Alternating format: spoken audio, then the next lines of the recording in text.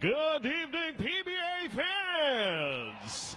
Welcome to your 2009 Monolite PBA Fiesta Conference Finals!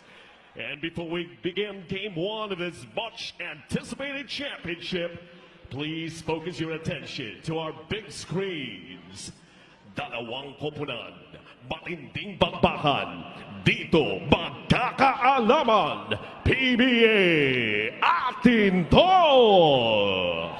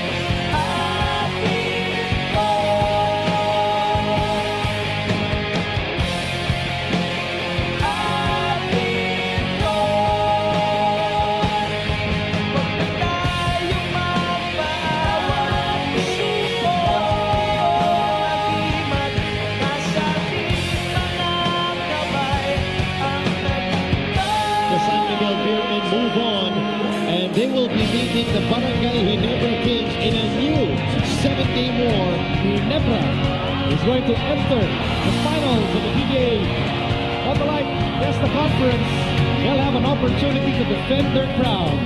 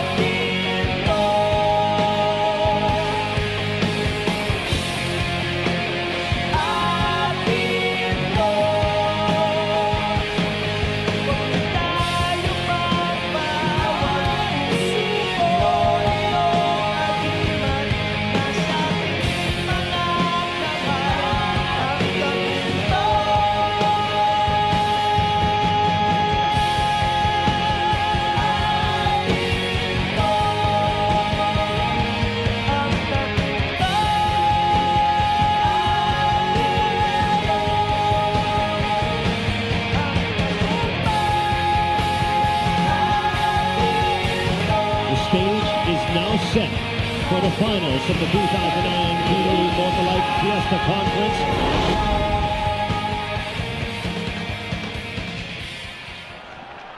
Huwag na nating patagalin pa! Let us first meet the protagonists. Ladies and gentlemen, your San Miguel Beermen!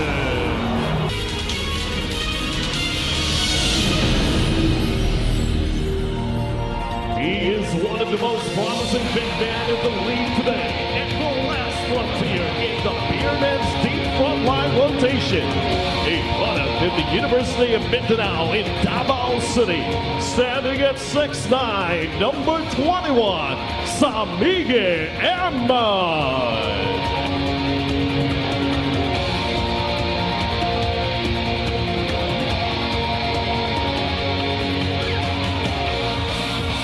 He's one of only 3 PBA Finals first-timer in the series, a former UAAP MVP out of Adamson University, standing at 6'4", number 41, Ken Bono. Already in his 7th season in the PBA and still among the league's deadly outside shooters, from Santa Barbara, Pangasinan, standing at 6'1", number 88, Chris Calagio.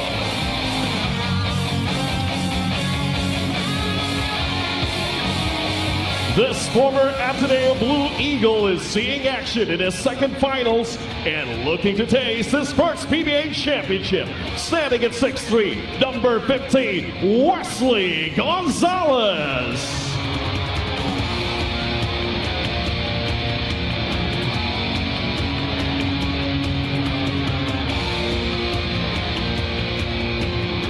A member of the mythical team in 2006 and 2007, this 8-year league veteran is San Miguel's leading rebounder of this conference. Standing at 6'6", number 4, the Junkyard Dog, Dorian Pena.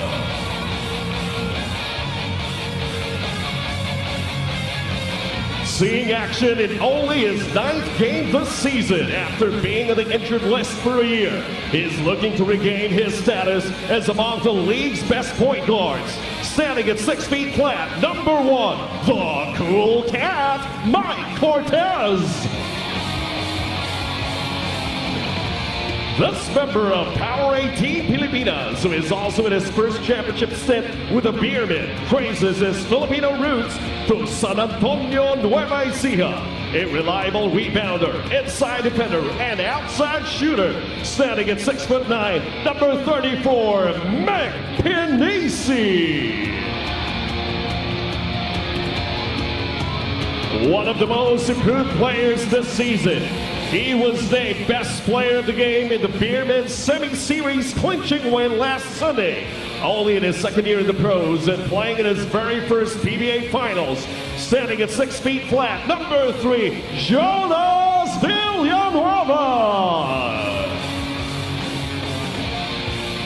Up next is one of the most athletic big men in the league today, who is deadly from inside and out. Born in San Antonio, Zambales, he actually traces his roots to the province of Leyte. Standing at 6'7", number 23, Jay Washington. Playing in his first finals with the Beermen at 4th overall. He was San Miguel Beer's leading rebounder in the semifinals and is a former Defensive Player of the Year. Standing at 6'4", number 16, Mark Pingris. One of the 4 candidates for Best Import Honors is the youngest among all reinforcements who saw action this conference. He was number 1 in scoring in the semifinals and 3rd in rebounding. Born in Tempe, Arizona, standing at 6'5", number 25, Gabe Freeman.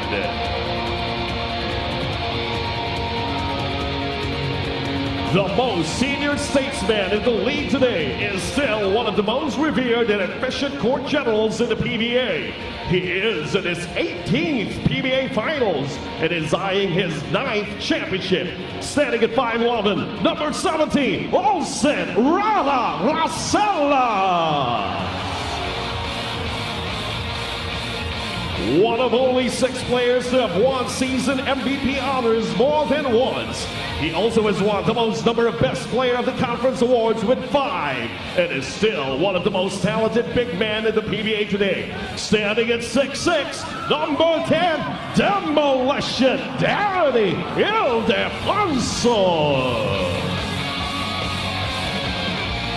Last but not the least for the Beermen is this pride of the University of Cebu, who is among the candidates for Best Player of the Conference and Season MVP honors. He continues to be one of the league's sweetest outside shooters, one of the best fast break finishers, and has now developed into a mean defensive machine. Standing at 6'2", number 7, Don Hontiveros.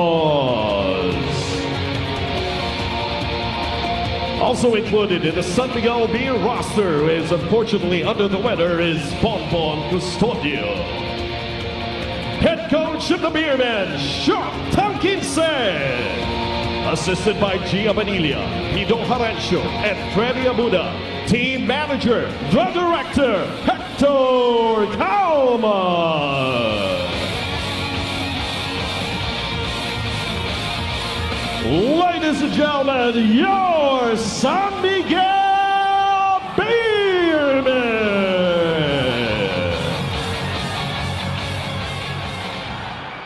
And now, your Barangay Ginebra King. Playing in his 5th season in the PBA, this former De La Salle workhorse continues to play quality minutes off the bench. Standing at 6'3", number 27, Willie Wilson.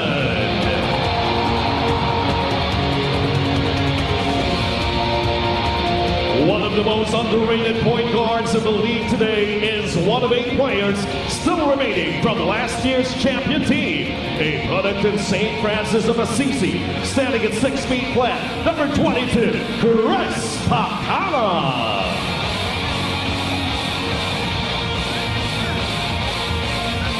One of 3 players who were with the opposing team in last year's Fiesta Finals. This former Ateneo Blue Eagle just recently became a brand new father to a lovely firstborn daughter. Standing at 6'5", number 18, Don Kramer. One of Barangay Ginebra's new recruits this conference. He has played just 3 games for the Kings this conference, but his enforcer may have a bigger role here in the finals. Standing at 6'5", number 98, Homer Sen. An integral part of the Kings' deep rotation at the point guard position is this former Lyceum standout who hails from Ormoc City. Standing at 5'11", number 1, Chico Lanete. Seeing action in his 7th finals, the most among Ginebra players, is one of the Kings' reliable frontliners who traces his roots to San Juan. Standing at 6'8", number 4, Rafi Rivas. The last of 3 players who are still on the opposite side of the fence in last year's finals is this high-flying former Ateneo Blue Eagle, who is also looking for his first taste of a PBA championship. Standing at 6'4", number 9, JC in town. Another player of the Kings' long list of point guards is probably the most improved player as far as 3-point shooting over the last 2 seasons is concerned. A former UE Red Warrior. He is seeing action in his 4th finals and is looking for his 3rd championship ring. Standing at 5'9", number 16, Kid Lightning, Paul Altani. One of only 3 players in league history to have won PBA championships like his father, this Bocaue-born Cager has slowly evolved into being the Kings' most reliable big man in the conference. Standing at 6'5", number 2, Billy Mamaril. Also a strong candidate for Best Import honors this conference is this Durham, North Carolina native who won this year's Slam Dunk Contest and also became the first import in the league's All-Star Game history to win MVP honors. Standing at 6'5", number 34, David Noel. Playing in his 6th season in the pros is this former NCAA MVP who was the leading scorer among all locals early this conference until a calf injury slowed him down. But he might just regain his shooting touch here in the finals. Standing at 6'2", number 80, Sunday Salvation. Acquired in a trade by Ginebra late October last year, he has turned out to be Ginebra's high-octane contributor in these last two conferences, especially in this tournament. Standing at 6'1", number 71, Mr. Fearless, Ronald Toby. He's still not fully recovered from a calf injury, but has willed himself to try and play and help his team in their bid to defend their title. He was also the best player in the conference when the Kings won the inaugural Fiesta Tourney in 2004 and went on to win season MVP honors. Standing at 6'6", number 30, Major Pay.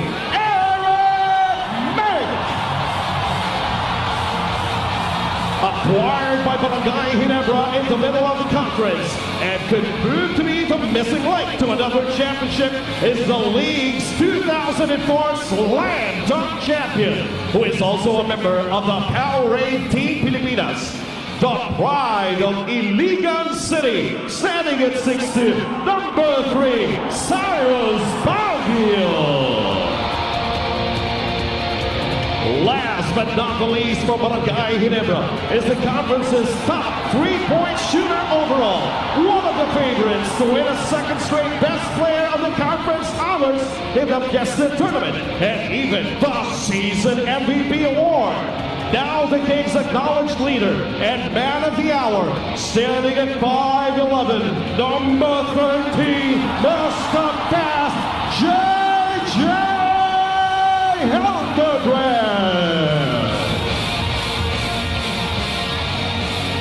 And leading Barangay Ginebra's coaching staff is 8-time PBA champion, Coach Joe Wichico. Assisted by Art De La Cruz, Alan Koenig, and Juno Saulel. Team manager, the Skywalker, Samboy Webb.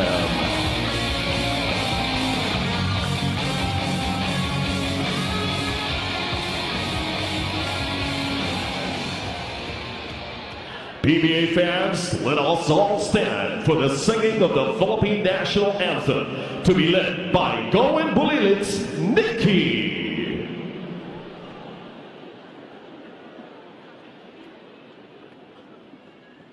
Bayang magiliw, perlas ng silanganan, alab ng puso, sa dibdib mo'y buhay.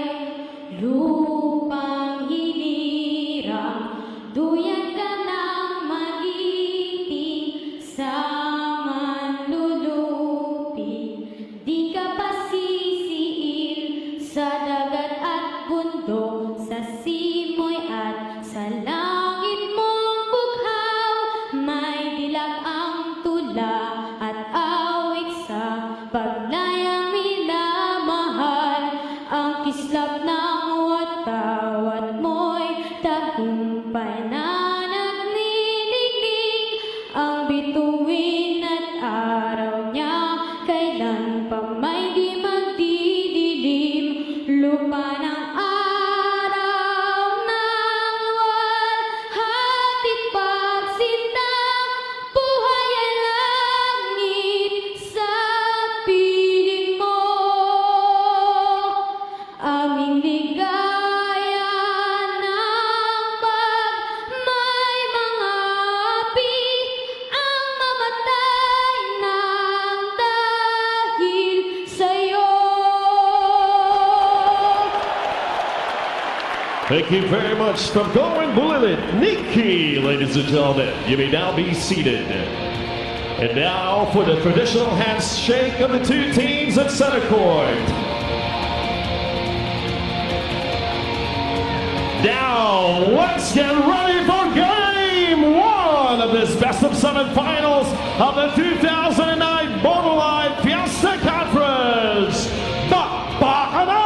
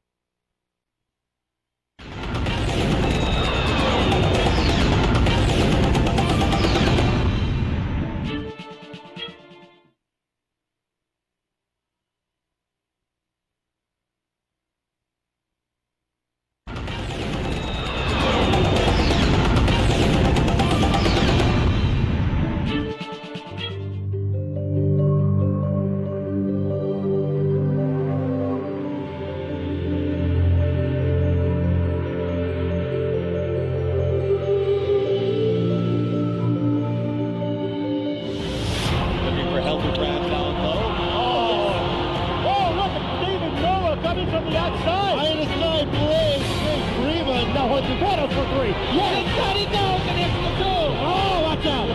Get out of the way. That was good. The baseline to the shore. Oh, boy. We got it. Get the basket. Get the ball. Nice move. Players responding and rising to the occasion.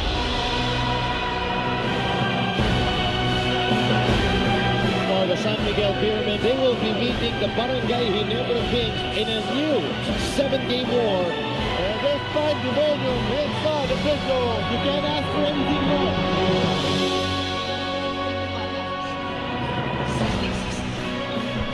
As we give you a peek inside the dugout, courtesy of our Gatorade pre-game cameras, an exclusive look at what goes on right before a moment like this, a moment where we begin the best of 7 PBA finals for the Motolite PBA Fiesta Conference. Let me tell you, those are anxious smiles coming from players who are all set, all locked in for the ultimate prize in a Fiesta Conference. Welcome to the Championship Capital of Philippine Basketball, the Araneta Coliseum, for game number 1 of the PBA Finals here on CS9. And you get that feeling from the fans here, from the players, that they are about to witness a start, not of a sprint, but of a marathon between two really able-bodied runners. Good evening, everyone. I'm Miko Halili alongside a good doctor, Dr. J. And don't you get that feeling, Dr. J? The fans here, alam nila, mahabang mangyayari dito. This is not going to be a 100-meter dash. Well, yes, obviously, because these two teams are both talent-laden and they do have the experience of playing championship basketball games. And definitely, we expect a nice war here. I think a lot has been written about the fact that despite their being sister teams, these two teams have a history of the past that they never liked each other. I mean, the players of the other team always felt where the management was for. No? So obviously, they would like to prove themselves by being the champions. Well, let's look back at how these two teams reached this point of the tournament, starting with the San Miguel and their road to the finals. Even without an import, they started on a winning note. And then the exciting Gabe Freeman came into town. And when Freeman arrived, the Beermen raced to a sizzling 8-0 start in their win-loss record, and they clinched outright semifinals berth and a #1 seed in the playoffs. And they went to battle in the semis against Burger King, and they raced to a 3-1 series lead and never looked back. Freeman, he played like a best import. What about Daniel Defonso? He announced his return to form. And Jonas Villanueva, well, he became a star as a starting point guard. There's a chance here to end the 4-year title drought, and the Beermen are thirsty, no doubt, and determined to dethrone the kings of the Fiesta Conference. Everyone that I bumped into today told me that San Miguel is just a strong team. Sir, napakalakas ng lineup ng San Miguel, and I think all of us agree. Yeah, definitely. If you look at their lineup, despite the injuries that they've had, and even Cortez has come back and really helped the team. This is really a power-laden team, and that's the reason why they have been installed as favorites here in the best of 7 series. Now, later on, if we're going to talk about the other side, we have to remember that they are the defending champions. And Rudy Tomjanovic said that in 1995. Never underestimate the heart of a champion. These players here on the Ginebra squad know how to win championship games. And let's find out how Ginebra now has an opportunity to defend that championship. Early on, they got a 40-20 game from import Hot Rod Neely. And they started their conference on a winning note. And then came a surprising 5-game losing skid. As a result, Rod Neely got his walking papers and he was sent back to the United States. Enters Kairos Baguio and David Noel, and Ginebra thereafter wins 7 straight games to gain a playoff for the outright semifinals berth. In the semifinals, the Kings lost 2 of the first 3 games. Then the series became a J.J. Helterbrand show. 3 straight wins finished off rain or shine, and it's back to the finals for the defending champions. I really think the operative line there, Dr. J, that this Ginebra team is J.J. Helterbrand's team. Do you agree? Well, in the sense that he is the point guard of the team and he has carried this team throughout most of the elimination route. But definitely he got a lot of help from guys like Tubit and big men Mamaril coming into 4 here.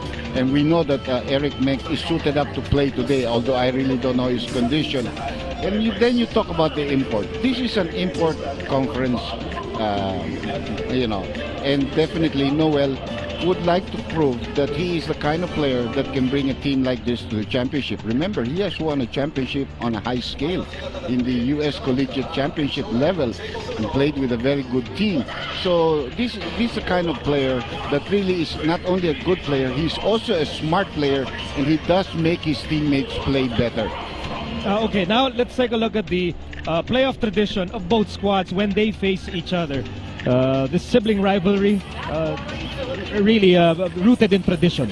Well, in 1989, San Miguel Beer beat the Añejo Ram team at that time 4-1 en route, I think, to one of their Grand Slam championships.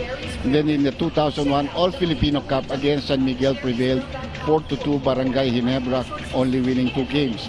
But in the 2006-2007 Philippine Cup, Barangay Ginebra came back after losing the first 2 games to beat San Miguel 4-2. So, they would like to make it even Steven if they can come back and win another championship against the Beermen. Okay, we will go deeper into the tradition of these 2 teams. You look at the numbers here and you know that these are 2 organizations that are so committed to winning. Yeah, San Miguel started with the league in 1975 and it's been there forever. Final stints, 29 championships, number 1, 17, third place, 14 times. Barangay Ginebra started in 1979, did not win a championship until 1986. I will not forget that because they beat my team. I remember that. And they have 18 final stints. They have won 8 championships and 7 third place finishes. So you can see that these 2 teams, 2 organizations that are so committed, so serious about winning, about excelling, about being successful in the PBA. And these are 2 gentlemen who are also playing a high brand of basketball. JJ Helterbrand for Ginebra and Don Ontiveros for the Beermen. Look at the averages of these 2 players. JJ Helterbrand is averaging almost 21 points on 46% 3-point shooting, 4.2 rebounds, very good numbers for the assists, 5.2 with 1.2 steals per game. Don Ontiveros can give you 20-25 point games. But because of the talent of this team, the minutes that he gets is not as much as he would if he was playing for a team with less talent. So he's averaging 12 points on 31% 3-point field goal, 4 rebounds, 1.7 assists. He's a shooting guard, not really a guy who's a passer. But he does defend well, and he comes up with 1.2 steals per ball game. So you have Helterbrand, who is the best scorer for Ginebra, and Ontiveros, who's the best shooter for the Beermen. Now let's talk about the imports. And this might spell the difference in this best-of-7 series. Definitely it's going to spell the difference. I don't think you can easily say that imports are just going to cancel themselves out. Now, Freeman probably is the best rebounding import right now in the league. And he's been there since game number 2 for San Miguel. He's averaging 19.5 points, 26.3 points, with 13.5 rebounds. Does not give up too many passes, averages 2 steals and 1.2 blocks. David Noel, on the other hand, is not a guy who takes as many shots as Gabe Freeman, but he does have a 3-point shot, averaging 38% from there. He's also rebounding 12, and he does give off some assists at 5 assists and 2.2 steals per ball game. I think that David Noel is the more rounded type of player, the smarter type of player. Gabe Freeman gives San Miguel a lot of energy, and which is what they need. Now, let's see if he has the acumen to be able to play under pressure in this kind of a championship series where we're always going to be filled up here at the Araneta Coliseum. And from the imports, let's now send you over to Dominic Weir. Meanwhile, the Barangay Ginebra Gin Kings are used to being the favored ones, but not in this series. The San Miguel Beermen are the favored ones, and the Barangay Ginebra Gin Kings are the underdogs. But that's not going to dampen their spirits. What they want to focus on is things that they can control. And the things that they can control are, of course, their offense. They want to be able to execute well on that. They want to make sure that they play solid defense on everyone. And, of course, limiting their turnovers, what has been their Waterloo this entire conference. Mia, what do you have for San Miguel? Well, Dom, thank you very much. Coach Sean said it was all business when I spoke to him before the game. He said he was excited to get the game going. And the last time, actually, that Ginebra played San Miguel in the finals, Coach Sean was still the assistant of Coach Jong in Ginebra. He says it's always interesting to play Coach Jong, always a challenge, and he definitely has a lot of respect for him. So we'll we'll see how he approaches it during this series. Now, his keys to winning include number 1, playing better defense, number 2, Ginebra shooting really well from the outside, so the Beermen really have to get a hand up on that, and number 3, stay focused. Miko and Dr. J, back to you guys. So Dominic Uy will be manning the sidelines for Ginebra, and Leo Cruz will be manning the sidelines for the San Miguel Beermen as you take a look at our Motolite primary protagonists for Game 1 of the finals. We have Artadi Helterbrand, David Noel, Sandy Salvacion, and Rafi Rivas. Jonas Villanueva, Donton Ontiveros, Pinisi, Washington, Gabe Freeman. Nothing changing for San Miguel from day one. This has been, well, since Freeman has joined them, this has been the starting 5 lineup for Shotan Kinsen. And Ronnie Alcano as the newest member of the elite club of Pinoy World Pool Champions. Last June 6, 2009, she was declared the 2009 Women's World 10 Ball Champion, beating Liu Shimei of Taiwan in the finals. Let us give a warm round of applause to the pride of Mandaue, who has shown the entire world that the Pinay is indeed world class. Miss Ruben Ali Astika Pinoy. Together with the PBA commissioners. Well, that's my other sport. I know. That's another sport that I cover well because I really know that game. And Rubilen Amit, she was also the Southeast Asian Games gold medalist, I think in 9-ball as well as another event that was held here in the Philippines at that time. And definitely she became the first woman to win the 10-ball championship, world championship, defeating a Taiwanese in the finals. Very, very steady play on her part. Oh yeah, and Tony Lung, my friend, will take a picture of me and my... I need these pictures, man. Thank you very much. Thank you. And again, we congratulate Rubilin. I've done a lot of her games, and she really worked hard for that also, and got good support also from the people in the Billiards Association. And so we're all set. Referee Boy Cruz starts this game. And first possession goes to the San Miguel Beermen, who are in immaculate white. Ginebra is in fighting red. Well, we got good referees here, definitely. Boy Cruz and Fronji Aldaba. Then, of course, we have maybe a 3-4-year guy in Kiligen helping them out. Here's Ontiveros. Gabe Freeman will miss the short stab. Rivas for the rebound. If you notice in the game against Berger the other night, he was making those kind of shots. It just was physically impossible to stop Jay Freeman. Here's Noel. Always willing to give that ball up. Loose ball here picked up by Helterbrand. 6 to shoot. Helterbrand fires a 3. And the rebound ends up with Jonas Villanueva.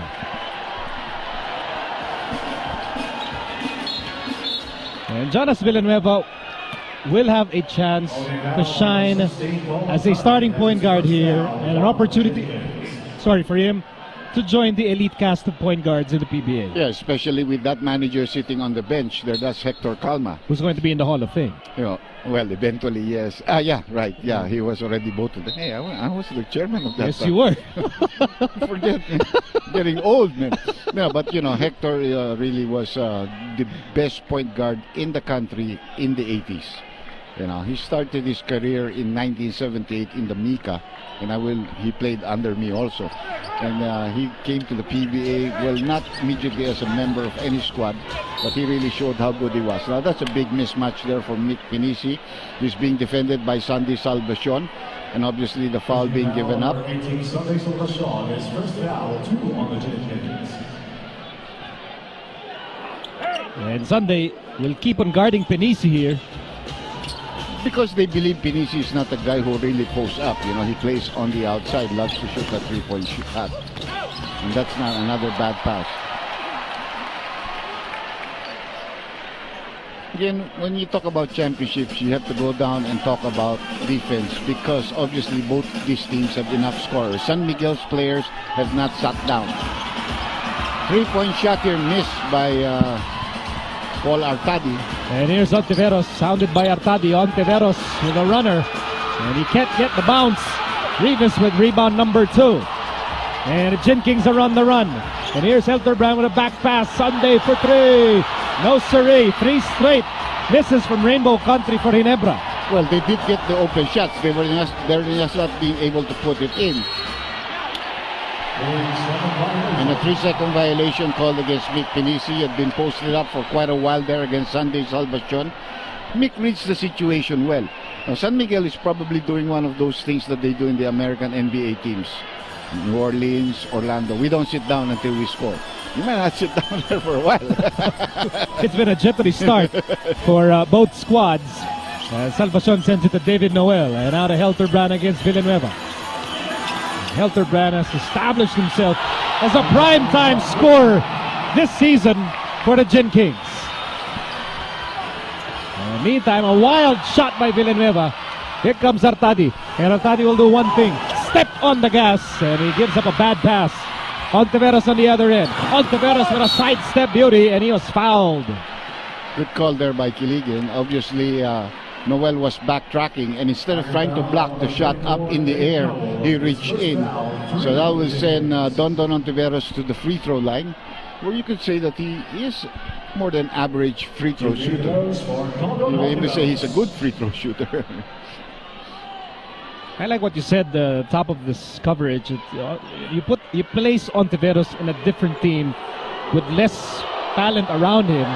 He's definitely going to score more points. Yeah, he probably would be averaging 16, 18 points instead of the 12 points he's averaging for San Miguel.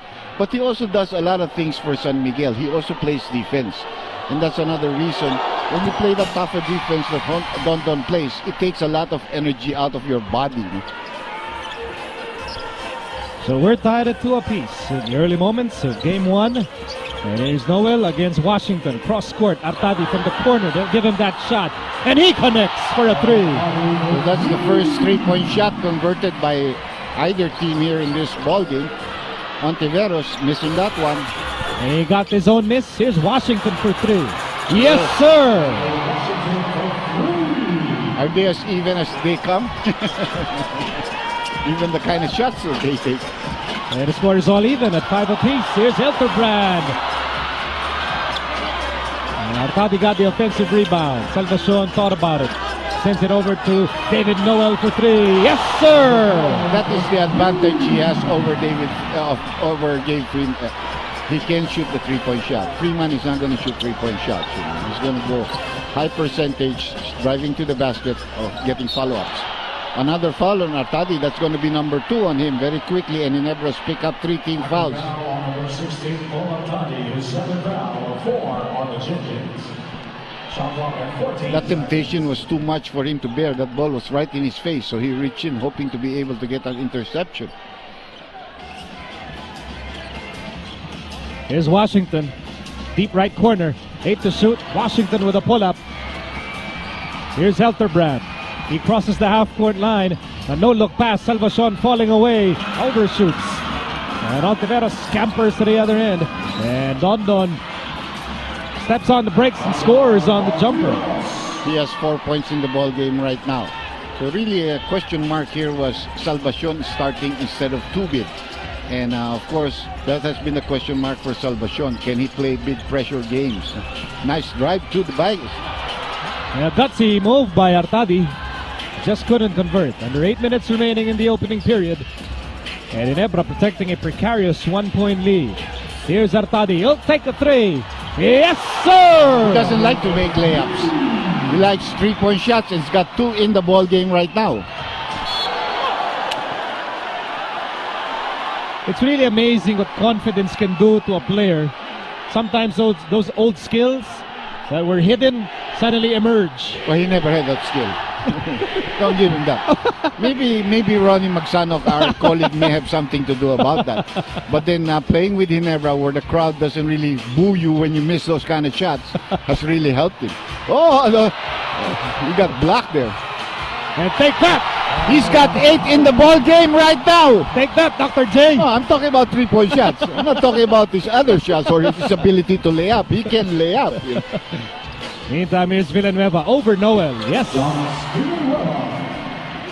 Are you at all surprised at the development of Jonas Villanueva as a starting point guard? Yeah, well, you know, obviously San Miguel, I think, took him with the number 9 pick or the 10 pick. I wasn't really sure. That was late, and he was very happy to go to this team.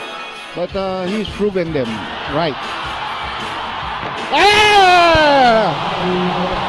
11 points in the ball game right now for Paul Artadi. Partner, he heard you. Yeah. He heard you. And I don't mind. I don't care. I mean, if a guy is good, he's good. It's a 16-9 game in favor of Ginebra. And Paul Artadi is the man of the moment here in the first quarter. He also forced an offensive foul called against San Miguel. Called on Jonas Villanueva, who shall be out. Now, you know, Jong Chico took a big gamble. He picked up 2 fouls already, but he kept him in the game. And keeping him in the game, he added another 6 points, you know. Plus some defensive plays for Ginebra. And thus, Helterbrand connects with a 3. A scorching performance from Rainbow Country for Ginebra. And they're up by 10 big points in the early parts of game 1.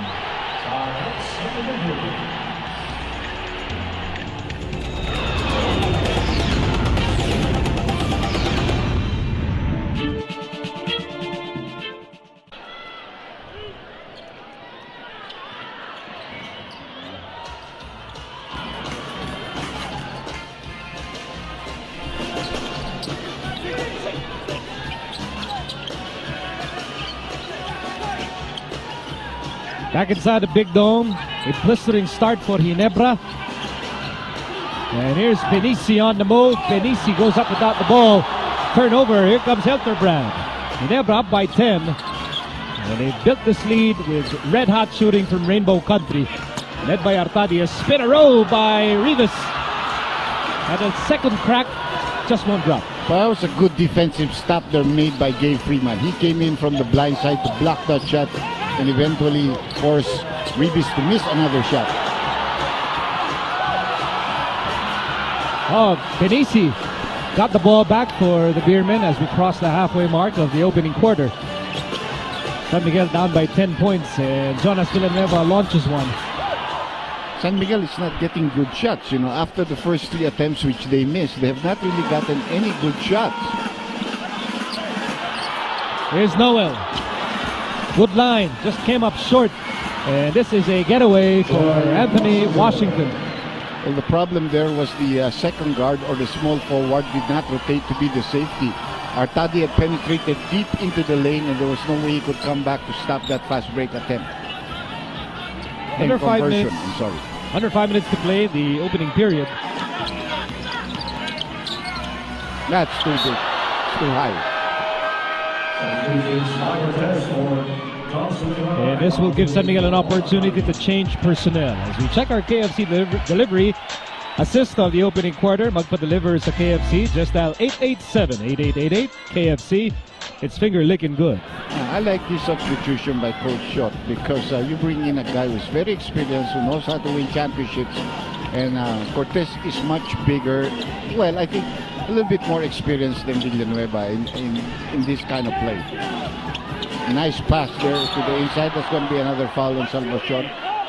Those passes are very important. You only have a split second to throw that ball into a guy who has sealed himself. If you don't get the ball in, he's going to be caught for a 3-second violation or the opportunity will pass by. That's going to be the second personal against Salvacion Ginebra, now in the penalty with 4.5 remaining in the first period, as we thank our friends from Gatorade, the official sports drink of the PBA. Is it in you? First appearance for Ronald Tubid, and immediately he commits a personal foul. Well, it's a good shot fake there given by Don Ontiveros. Tubid had no way of stopping his instinctive move to try to block the shot, caught with the foul. So 2 free throws coming up here. Ginebra had a 10-point lead. San Miguel called the timeout. They did get 2 points right away. They hope to get another 2 points here to cut down that lead to 6. Don Ontiveros, aside from his defense, San Miguel also hoping that his outside shot will be consistent all series long, Dr. J. Well, I think that there are sometimes you have to give Don Ontiveros some set plays, and you have to set him up with good screens.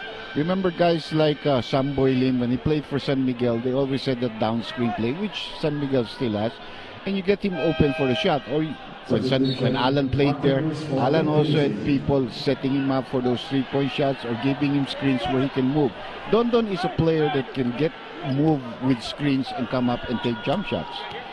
And Fern C, the official vitamins of the PBA, proud sponsor of the finals of the Motalite PBA Fiesta Conference. A split of the charities there by Ontiveros. Still a 7-point lead being enjoyed by Ginebra. 4:15 left here in the first quarter. Here's Salvacion with a fake. And that shot was blocked by Pingris. And that has been his primary role on this team, really providing a lot of defensive energy. Here's Washington. And he slices through with a finger roll. And Washington now with 7 points. And San Miguel is back in business here as we enter this timeout.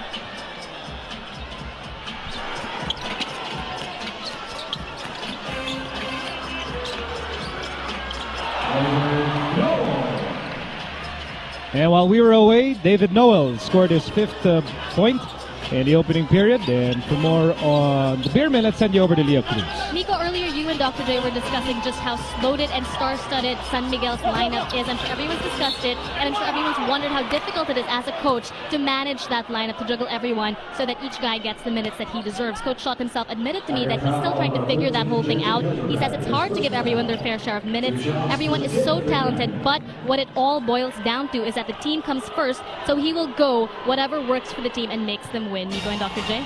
In connection with that, Dr. J, I'd like to pose the question. Is it actually easier for a coach if you have more talented players or if you have a star-studded lineup to work with? It's harder to coach a star-studded lineup that you don't really have role players. However, some of these players have to adjust and play the role. For example, like Pingris, he was also a star in Pure Foods. He was one of the 3 or 4 main players on that team. So you have to make that adjustments when he got here. Even look at a guy like Danny Ilocos coming off the bench. So San Miguel's gotten some momentum now with some of the younger players of Ginebra coming into the picture. JC Intal committing a traveling violation. Sandy Salvacion not giving them anything in the small forward position. That has hurt them a little bit. That should partially explain why the Beermen are back in business here after trailing by as many as 10 points earlier. And here's Freeman displaying that great athleticism. That's only his 4th point. He got his first 2 points by the free throw line earlier.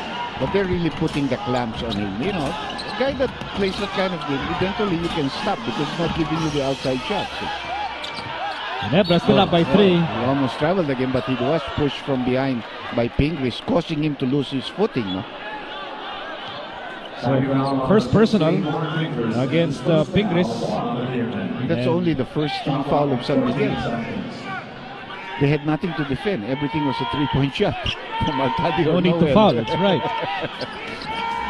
And now let's send you over to Dominic Wood. I talked to JJ Helterbrand about being his team, of course, this Barangay Ginebra Kings. Everybody's talking about it, but he said, you know what? It's really not my team. Maybe I'm the point guard, maybe I'm the leader, but this is not my team at all. He said a lot of guys have stepped up in various occasions. He feels that everyone, though, has to bring their game in the finals to be able to win this championship. But said, end of the day, it's all about desire. Nico? I don't think there's any player that will be ambitious enough to say or to own a team. Yeah, and he's not Kobe. I just put it that way. He's not Kobe. Neither is he LeBron. LeBron, that's right. Those are different, or even Magic Johnson during his time. You know? Under 2 minutes remaining in the opening period. And a step back 3 for Washington. And it comes up short. And there's that energetic offensive rebound for Pingris. Well, San Miguel's got a big man that can rebound. On the other hand, Ginebra has got good contributions from Rafa Ribi. Now, here's a guy that can really change this team a lot if he is playing well. That's Cortez. I mean, he has the capabilities of leading this team to a championship. And that jumper by Cortez slices down Ginebra's lead to 1. Off, huh?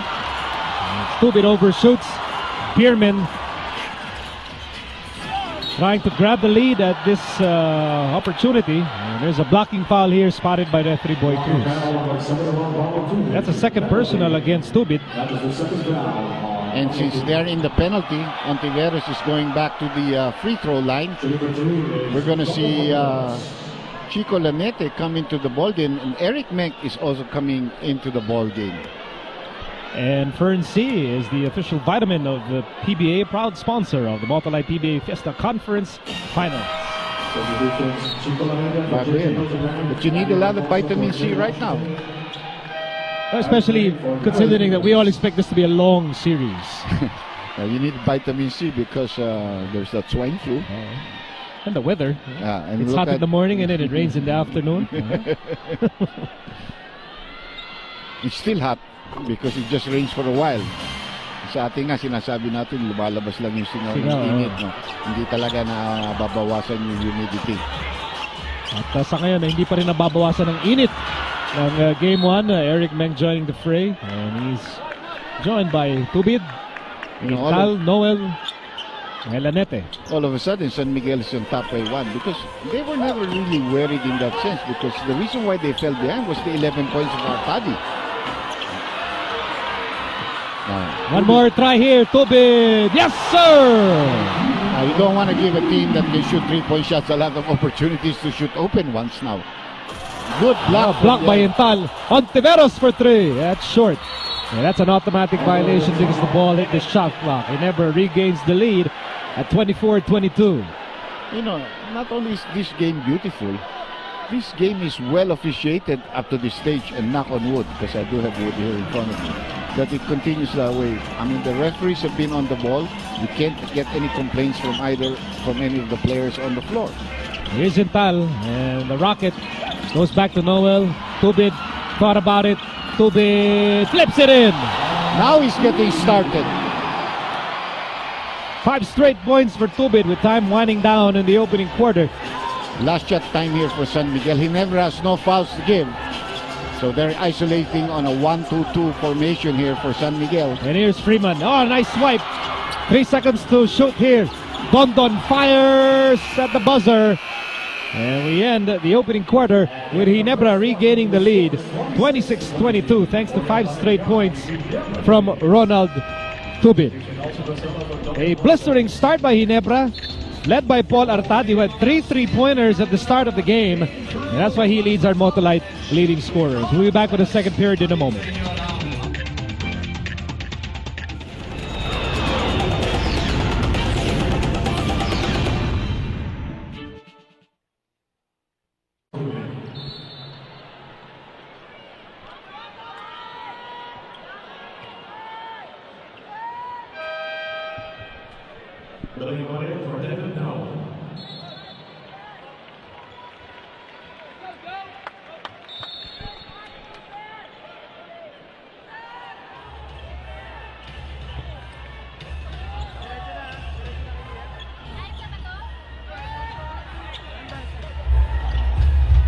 I'm with head coach Shot Tangkitsen of San Miguel. Coach, earlier you told me that 2 of the keys to this ball game are playing defense and not letting Ginebra score from the outside. How are you doing on that so far? Well, we did not, they got their run, but still a long game, so we just gotta make sure concentrate playing defense.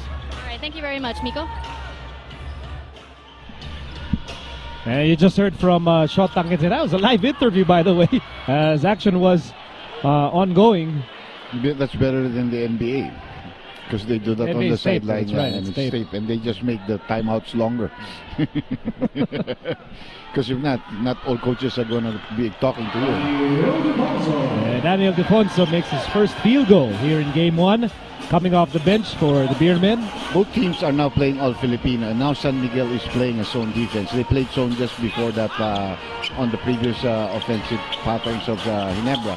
With Dave Freeman seated down, they're playing the zone defense. Kairos Baguio, he was stepping on the line, and he missed it anyway. Offensive rebound for Intal.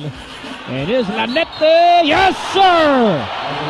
What a big thing an offensive rebound can give a team: a second opportunity, good cut there by the lead point guard in Chico Laniete. The nice pass, the nice bounce pass, and the finish. Possible three-point play.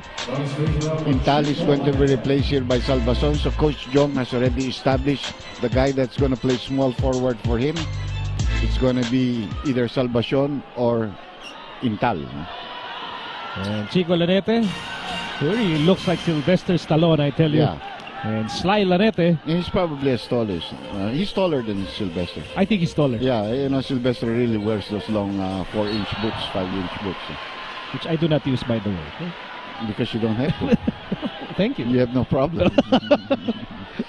Actually, Of course I do. you don't make Actually, I do, but of course you don't make $20 million in movies per movie during his time. I would like to thank Gatorade, the official sports drink of the PBA. Is it in you? Here's Lanete once again. Nice handoff for Eric Meng. We almost always know that Eric Meng, once the playoffs come, once the team enters the final, he seems to be okay. He may not give you a good game from time to time, but he's going to give you one of those 20, 25-point games. He's just ready to play when the money time comes. Here's Pingris. And Danny I. That's a matchup for the ages. Yeah, two most valuable players. Here comes Baguio. Bounce pass, Lanete for three. Short. Kelly Mamaril with a rebound. Comes up short on the putback. And now let's send you over to Dominic Uy. Well, Miko talking about Eric Menk, he's been out for about a month, and he said he's been practicing a couple of days, and his right calf actually feels good. They actually teased him about him playing in the playoffs and playing really well. He said, you know what, I'm just happy to be back, and it's time to get the crowd in it, and that's why Eric Menk is playing. And he said, you know what, they really need me, so it's a great time to come back. I was joking with him earlier. He was seated there. I said, you're playing. You're back again. It's finals time. Yeah, and he's laughing.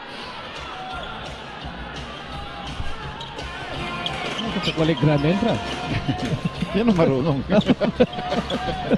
All right, here's Baguio, and now Meng sends it over. Salvacion with a fake. Back outside, Baguio. Then they swing it over to Lanete on the right side. Back to Baguio. Baguio, where's he going? Takes a tough shot. That's an offensive foul. Exactly what was called on the other end. He puts his shoulder down there. Guy had good position on defense.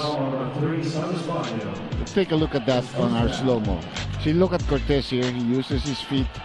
And there's the bang there by Baguio. He loves to do that actually to get the momentum for him to fall back and take that shot.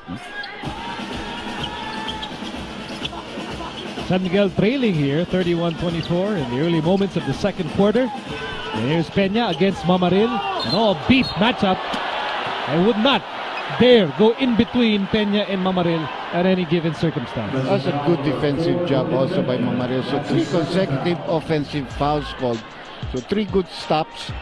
2 by Ginebra, 1 by San Miguel. Holding his ground here. You know Peña is a left-handed player. Loves to go to his left. He closed the left side. And Peña put that shoulder down, knocking him down. So Mick Pinisi has to come back to the ball game as Peña picks up his second personal foul. Peña shakes his head, having to sit down because of his foul situation. Here's Salvacion for 3. Off the mark. And Olsen Rosella playing in his 18th PBA Finals. That many? That many. He's been around 16 years in the PBA. Cortez has the ball. Eyeball to eyeball with Lanete, and that's off the mark. Well, Salvacion cannot shoot. At least he said, I can pick up a defensive rebound. That's going to help my team. And Menk wants that basketball against Pinisi. Drop pass, Lanete. A reversal of roles there, but Lanete was caught stepping on the line. Salvacion again being replaced here by Intal. Both imports are still seated.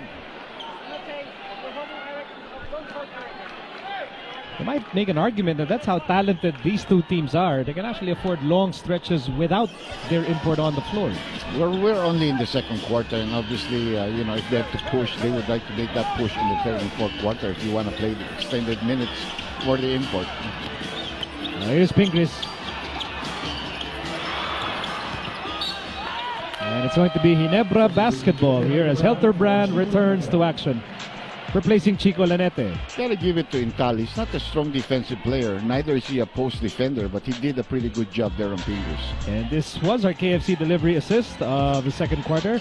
Pagpa-deliver sa KFC, just dial 887-8888. KFC's finger licking good. Meantime, here's Baguio. Mamaril, top of the key. Here's Elter Brand with 10 to shoot. Ginebra on top here by 7 points. And Intal makes his move. That shot was swatted away by Cortez. And Racela bounced past the Pingris. And a nice passing play. But Daniel Defonso could not finish the layup. Yeah, there was Billy Mamaril to challenge him. Baguio is open. This is the shot that he loves. But it's a 2-point shot. And you'll take that, you know.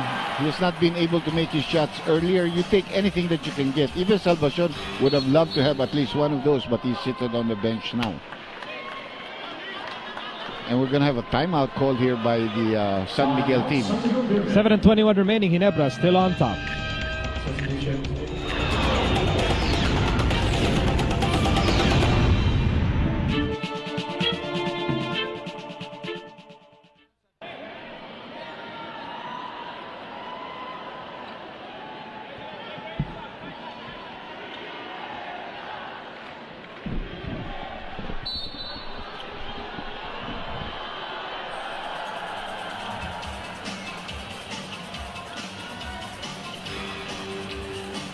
Television's newest and most intense basketball reality show is coming to CS9 and GTV. The Clear Men Future League, the proving ground for high-performance athletes. See 10 of the most promising basketball teams compete for the glory. 200,000 peso grand prize and a chance to be discovered. Premieres July 12 on CS9 right after the PBA. That really hurt San Miguel. They called the timeout and they got caught with a 24-second shot clock violation. Just not proper execution. Both imports are back on the floor right now. They're guarding well. Freeman is guarding Noel. And here's Intal guarded by Pingris as we near the halfway mark of the second quarter. Elterbrand guarded by Racela. And Elterbrand will now operate with 1 to shoot. And he almost makes the 3. And Baguio skying high to keep that ball alive. And Mamaril still has the leather. And he goes up and he misses. Mamaril never thought of throwing that ball out, kicking it out to his teammates because he was in the line of giants all by his lonesome. Here's Villanueva. And Jonas. That's another wild shot by Jonas Villanueva. 6 to shoot. And Freeman overshoots. See, that's the thing. That's an easy shot, you know. If you cannot make that, makes the other team's defense easier. That's going to be a push there against Gabe Freeman. He pushed off against David Noel, who had better position on the rebound play. It was a Mark Pingris. That's going to be the third personal against Pingris.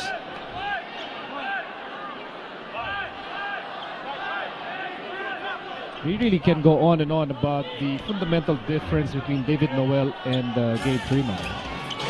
Well, you know who I think is better. I don't have to tell you that.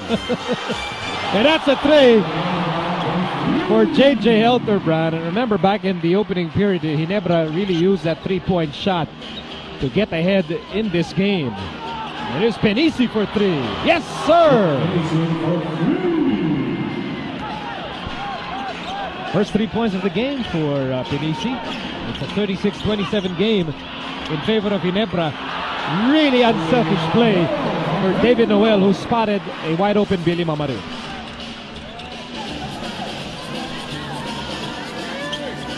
Here's Penisi for 3. Almost, but not quite. Rebound for Helterbrand. Ginebra on top by 11 points. And Helterbrand shoots up the glass. You have a lot of problems when they get the rebound like that and they push the ball up. And Helterbrand has helped with 10 points in the ball game right now to give Ginebra a 13-point lead. And that's the biggest lead in the ball game for the Gin. For the Kings. And here's Freeman. Back-to-back misses for Freeman. As Ginebra protects a 13-point lead with under 5 minutes remaining in the first half. Now, do you believe me when I tell you this is an import conference thing? Because when the import is playing well, everybody's going to join them in playing well.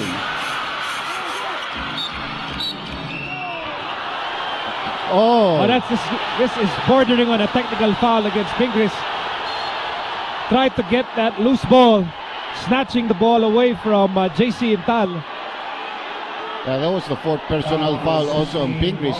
And I think, like, that thing would have been automatic with other referees. But I thought that Kiligan held his ground there. I mean, he did not give the technical right away despite the protestations that Pingris showed. I think it was part of a play too. And maybe he felt that, that's what we call a thin call in Manipis, in that sense. Because Pingris made the effort to dive and save the ball, but he also withheld the fact that he gave not to give Pingris a technical foul. Noel Kilingen using a lot of restraint because Pingris was really barking in his face, and Pingris getting away with a warning.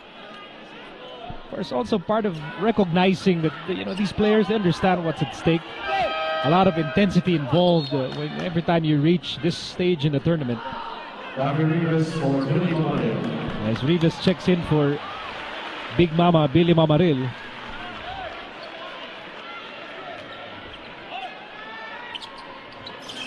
So action continues here in the second period.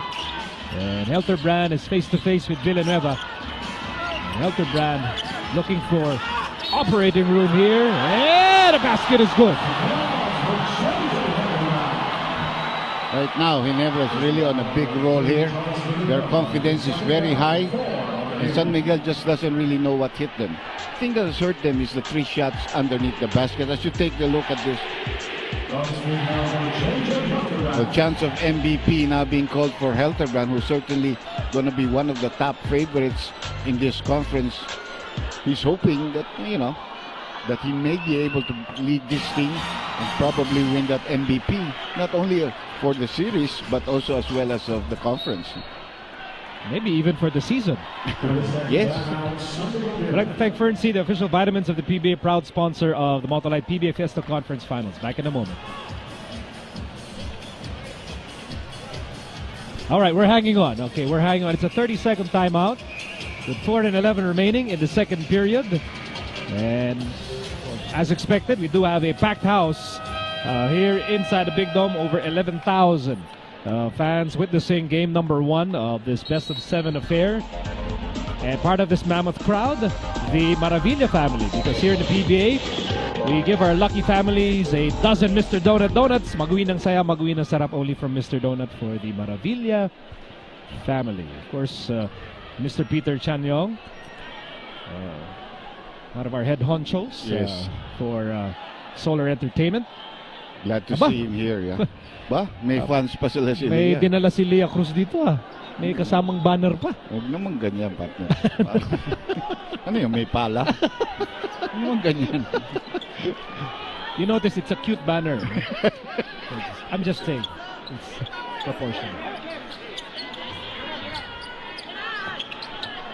And we'd like to thank Fernseed again, official vitamin of the PBA, proud sponsor of the Multilight PBA Fiesta Conference Finals.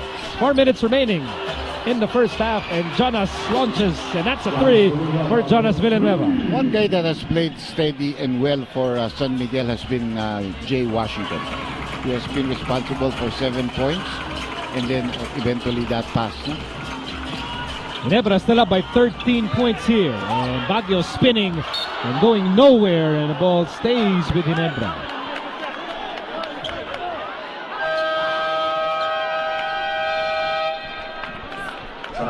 Okay, we'll take this time out. Ginebra still on top by 13 big points.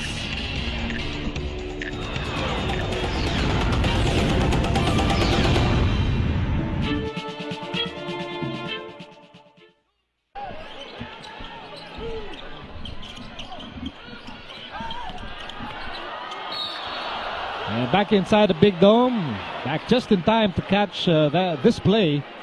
And there's a foul against the Beermen. You see how well Jong Yuchiko's adjusted, even to a new player like Baguio. You know, Baguio is unstoppable when you isolate him. And then he puts that foot back, and then he tries to get you one-on-one. So what's going to happen is you're going to have to ask a lot of help from your teammates. And that resulted in a foul by Mick Pinisi. You know, Atadi gave them 11 points. He picked up 3 fouls, so he has not come back to the ball game. Let's track back at our Gatorade halfway point, and JJ Helterbrand with an intense play there happening during our Gatorade halfway point of the second quarter. Back to live action on the floor, 3.5 remaining in the first half. Washington on the left side. Washington still has the basketball here. And it's going to be a foul on Rafi Ribis as they switch off. He picked up Gabe Freeman and he held him down. And the lady with a huge fan base inside the Big Dome now reports courtside. Leah, go ahead. I hope that you're part of that fan base, Miko. All right, anyway, during that last huddle, Coach Shot Duncanson was trying to rally his boys, getting them to calm down despite the 15-point lead. He was saying that, yes, Ginebra is shooting the lights out, but we have yet to play at our regular level, so let's wait for that. Also, Mark Fingers was getting iced up because nasiko daw siya ni Billy Mamaril. Back to you guys. Anytime you get an elbow from Billy Mamaril, that's going to hurt till next month. Well, 2 3-point shots by Jonas Villanueva in this quarter. All of a sudden, he has 8 points. That one rattled in, but at least he made it. That's almost a steal there by Freeman. And that's another 3 for JJ Helterbrand. He's having a big first half. And this was nothing but net. That didn't rattle in. That was straight and through. You know, 16 in the ball game right now, Miko. And Ginebra is pulling away here in the first half, 48-33. With under 3 minutes remaining in the second quarter. Here's Benisi. Washington. Jump hook. In and out. Freeman is fouled. And the basket is good. Well, the ever jumping Gabe Freeman finally having an opportunity for a 3-point play here. Second personal foul on David Noel. Jonas Villanueva is being replaced here by Olsen Rosella.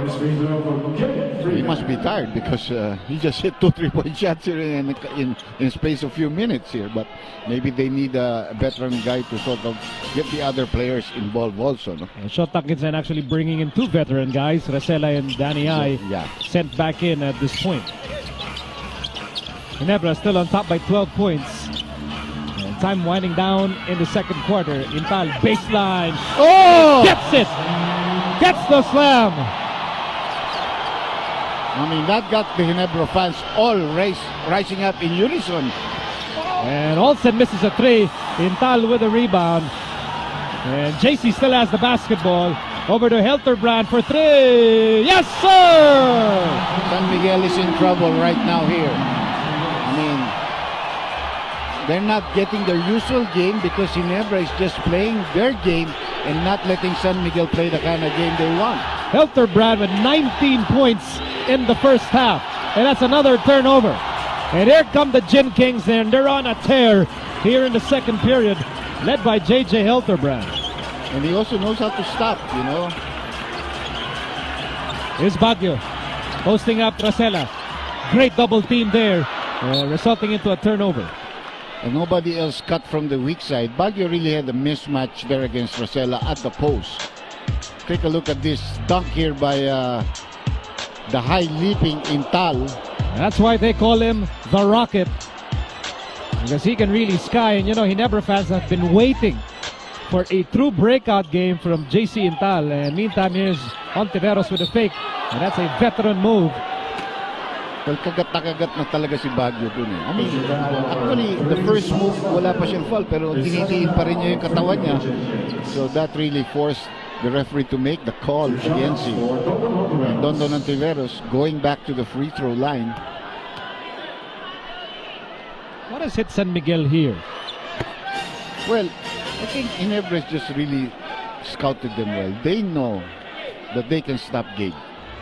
In other words, that had one of those super big games as we take a look at this. Coca-Cola Smile, brought to you by Coca-Cola. Mag-smile sa buhay, mag-Coke araw-araw.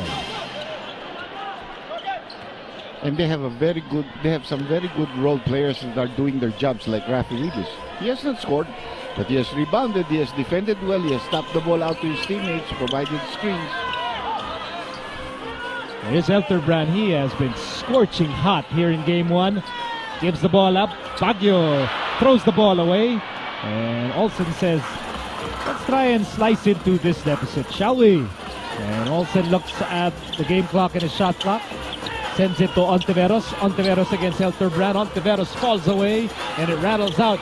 And Freeman, one thing he's very good at, it's anticipating those offensive rebounds. He has 9 points in the ball game right now. And look at his body compared to Noel. He was still able to nudge him out of the way for that offensive board. 30-second timeout being called on the other end now by Ginebra. There are 18 seconds left in their shot clock. There are 28.8 left in the game. So that should be 2 possessions for coming up for us here. Ginebra up by 13 points in what has been a great first half for them here in Game 1. And here in the PBA, we not only give our fans action-packed games, we also let them taste the game by giving out free original recipe and hot and crispy chicken from KFC. Taste the game with KFC. It's finger-licking good. And Mr. Christian Mark Bautista, rather. I think he's going to be singing at halftime to treat the fans here inside the Big Dome. Mammoth crowd inside the championship capital of Philippine basketball. Substitution Eric Meng for Rafi Rivas. And Eric Meng comes in for Rafi Rivas. Well, because you have the offensive pattern and you have a guy that you want to be able to score if you need to. Like he can set them up at the post. Time winding down in the second quarter. 9 to shoot for Ginebra. And Helterbrand has been the man of the moment, and he fires and he almost scores, and Freeman has the rebound. Here's Washington against Intal. Hand off Freeman, and he is fouled. And one thing you love about Freeman, he's not going to stop running. He's not going to stop playing at a high level. You know what? He's just full of energy, and that's exactly what the team needs right now because they're behind by a big margin. But that's still a lot of time left. 6 seconds left. Freeman did very well from the free throw line against Burger King the other night. I think he was flawless. No? But this one he misses. So Ginebra preparing for one good heave here with 6 seconds. Enough time to really push the ball up if Freeman should make the shot or if they could get the rebound. The numbers of Freeman, he has only 4 rebounds and 3 of them are offensive. Ooh, that was a bad pass there for Noel. That's bad. That's one thing about trying to rush things instead of just being able. Now, San Miguel is going to throw in from underneath the basket, but Ginebra does have a foul to give. And they can use that. That's why they probably want to use that. That's why they take away Helterbrand. They don't want him giving up that foul. Probably take out Noel too. Always listen to the doctor. Huh? That's why I believe in coaches that are like that. They take nothing for granted. It may not work exactly to what you wanted, but you tried your. So there's the foul given up. Oh, an offensive foul. Again, he can even put the other offensive players back in. So offensive foul against Dondon Ontiveros. And Lanete will sit down for Artadi, and Jong Wichigo will stick with this unit and see what they can do with 4 seconds remaining in the second quarter. Baguio slips. Baguio fires. No chance. And nonetheless, a strong first half for Ginebra. 53-41 at the end of the first half of game number 1 of the Motorite PBA Fiesta Conference Finals. And this big first half performance fueled by the 19 points of JJ Helterbrand, leading the way in our Motolite leading scorers cast, and Helterbrand is with Dominic Uy.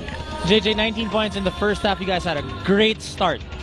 Jalen, I love you. I think that's what we need to do, come out here and really get off to a good start, and hopefully this continues on to the next half, and we can just keep them out of it.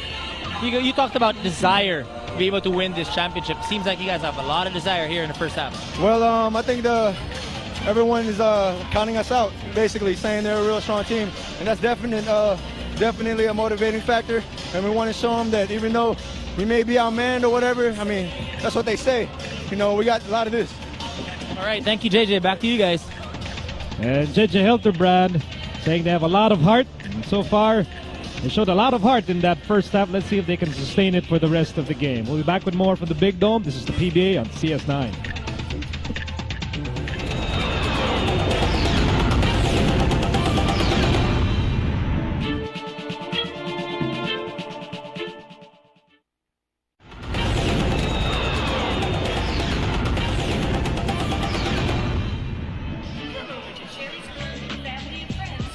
Back inside the Big Dome, where Ginebra is ahead here in Game 1, 53-41.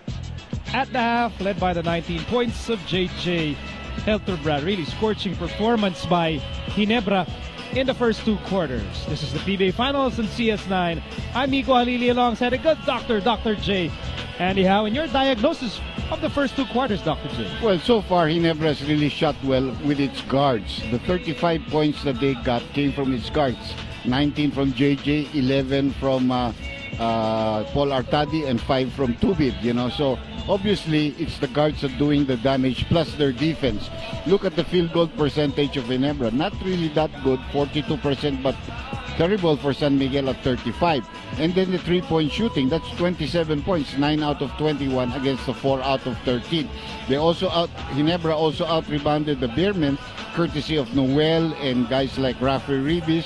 And then they also out-assisted Ginebra 11-6. That's the reason they are leading by this margin of 12 points here at halftime. And for San Miguel, what should they do to bounce back in business in the second half? Well, I think they got to establish who are the players that they are really going to go to. Hontiveros did a good job. He got to the line. He made 7 out of 8 from the free throw. He had 9 points in the ball game.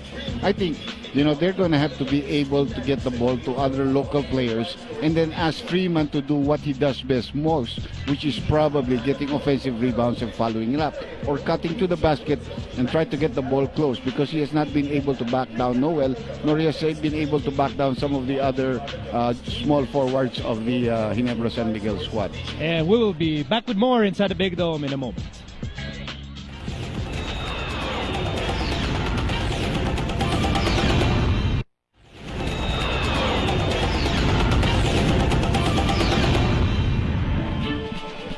You're still watching the PBA Finals here on CS9, and now let's send you over to Senor Domingo El Conquistador Dominic Uy. I'm with Coach Jong and Chico. Coach, you guys started out really strong, great. Now you have a 12-point lead. What do you expect from San Miguel in the third quarter? Well, San Miguel is they start out, they don't start out that well, but they're really great in the third quarter or towards the end. They're just waiting for a streak to happen, and I hope we can contain them to 80 points. I hope we can contain them to 80 points and then hope we shoot well. All right, thank you, Coach. Back to you guys. So you heard it straight from Coach Jong with Chico, fresh from their halftime powwow. Yeah, I saw both coaches with their staff as I went out, and of course they were on the corridors of their respective locker rooms, trying to talk about the game, finding. I guess San Miguel had a lot more to talk about, because their offensive game was practically shut down. As we take a look at our commissioner, Sonny Barrios, saka ang ating regular na si Eddie De Guzman. I think he was a former ambassador or consul, something like that. And he really does come to the basketball games a lot, not only during playoffs, but even during regular season games. No? And those are the kind of people that I really admire. They love the game itself talaga. Here's our Power 8 power rebound, which we spotted in the first half, featuring Gabe Freeman. Power 8 drink up, power up. He's going to need to power up some more if the Beermen wish to really get back in contention here in game number 1. And speaking of the Beermen, here's more on San Miguel from Leo Cruz.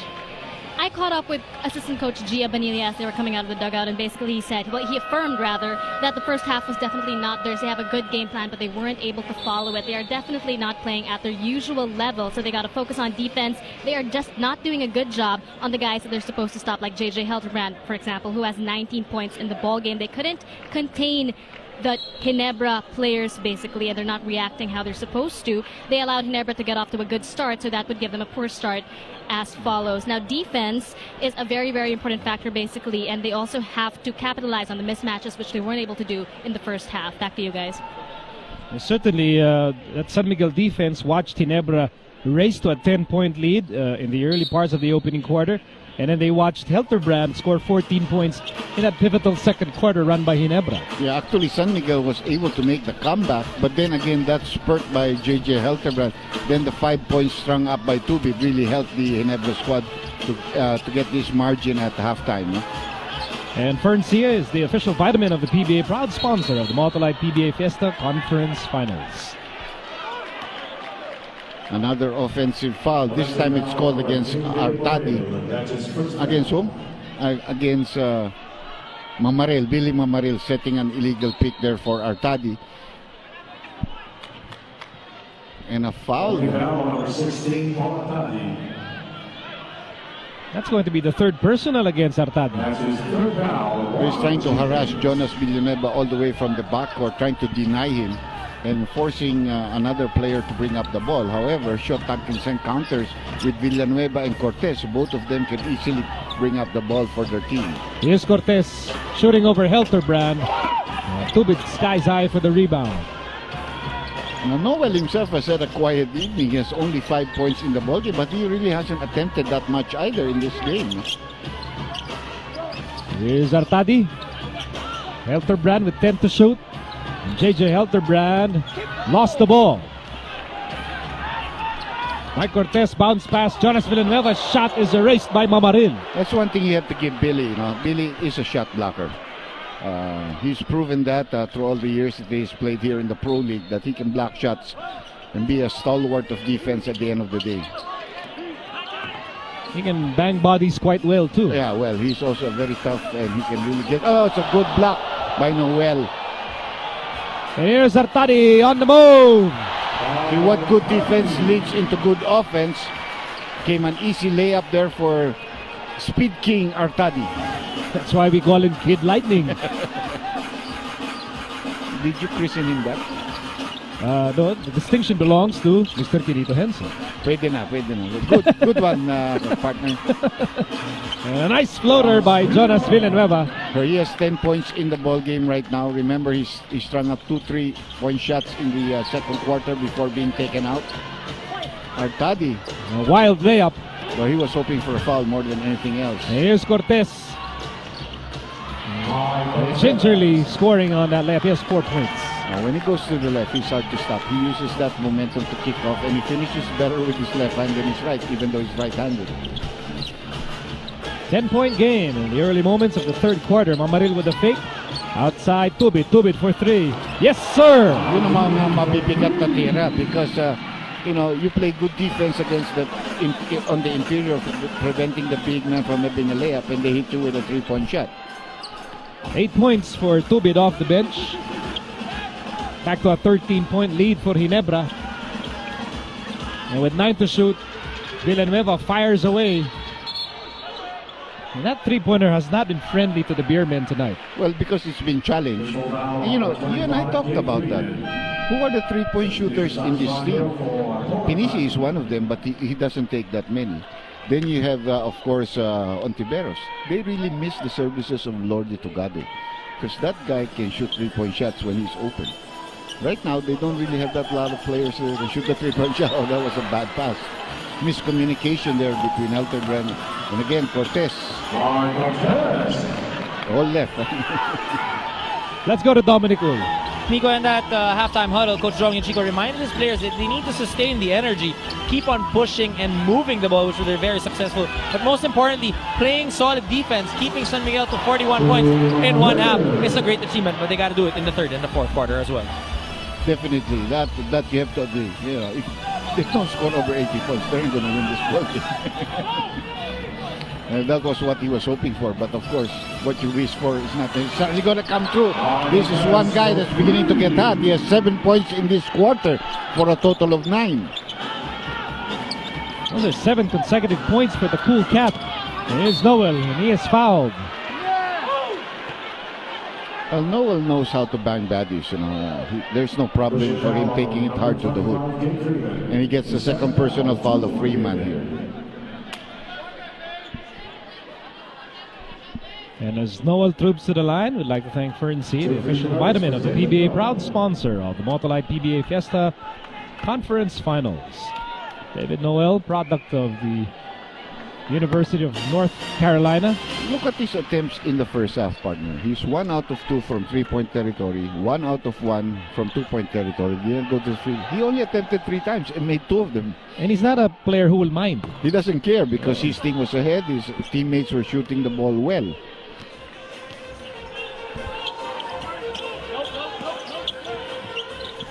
Here's Villanueva against Baguio. Baseline outside Cortez, who has had the hot hand here for San Miguel. Back pass for Peña. A bit low for Peña. And a Ginebra player reached in. That's Billy Mamarin. The second personal foul of Mamarin. You know, he usually starts for Ginebra. So Joji Chico came out with something new today. He didn't start off with him. He started off with Rafi Ribis, and Ribis is not coming back. Ribis is a good matchup, not because he can score, but because he's 6'9" and he can rebound. He can also block shots and intimidate people going to the basket. And now we'd like to thank Gatorade, the official sports drink of the PBA. Is it in you? There's a whistle blown here. Halting action here in the third.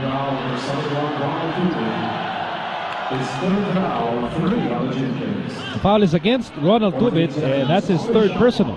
Again, Ginebra getting closer to being in foul trouble early here in the third quarter. They already have 3 team fouls, and Miguel has no team fouls in this quarter.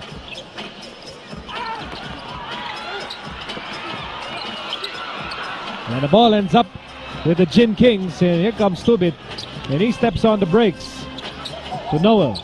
Noel makes his move. What nice pass! And a mid-air collision under the Ginebra basket, and Freeman comes up limping. And he picks up his third personal foul. Now that's a great pass by David Noel.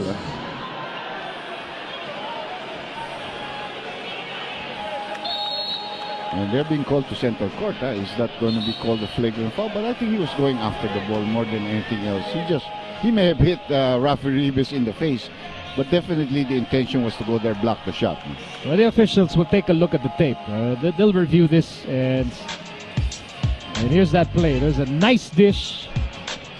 And Ribis coming in strong. He loses possession.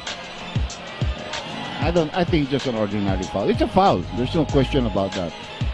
Actually, Ribis lost the handle on this ball. If not, he would have dunked this one.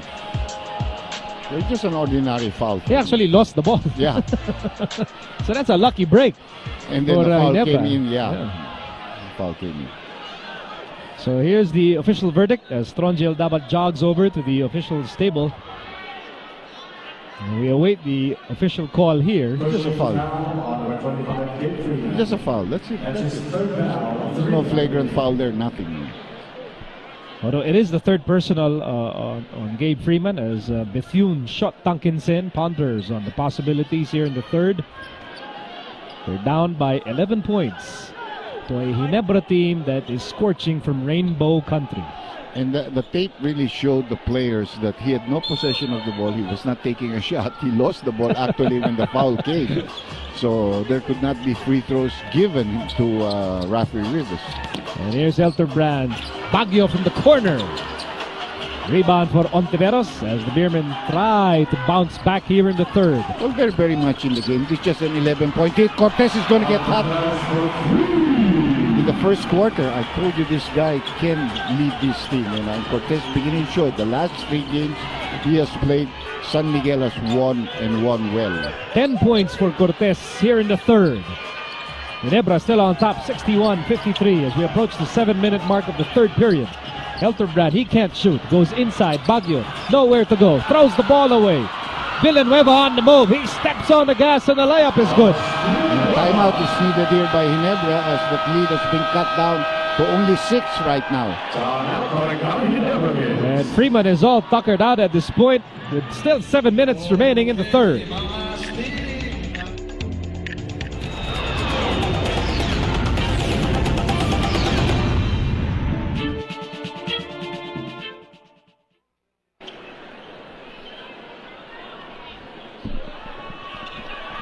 Television's newest and most intense basketball reality show is coming to CS9 and BTV, the Clear Men Future League. The proving ground for high-performance athletes and see 10 of the most promising basketball teams compete for the glory, the 200,000 peso grand prize, and a chance to be discovered. Premieres July 12 here on CS9, right after the PBA. Ginebra needed that timeout. They're going to go to the post right now. They're going to force Freeman to give up another foul, and they did go to Noel, and Freeman picked up his 4th personal foul. Of course, he didn't like it because he knows that his team needs him, and he doesn't want to get to a stage where he has to sit down probably for the whole of the 3rd quarter now. It's still over 6 minutes remaining here in this period. And sending David Noel to the line. We see Danny Delfonso about to come in, but this is exactly what Ginebra wanted. They went to Noel right away with Freeman guarding him at the post. And there's Danny I taking the place of Gabe Freeman, who will most likely sit it out here for the whole. He'll sit out the remainder of the 3rd. Unless Ginebra makes a big breakaway, wherein Shotankinsen has to bring him here. It's useless. No choice. Useless to keep him on the bench if the other team is pulling away. But right now, it seems that the San Miguel players are back there.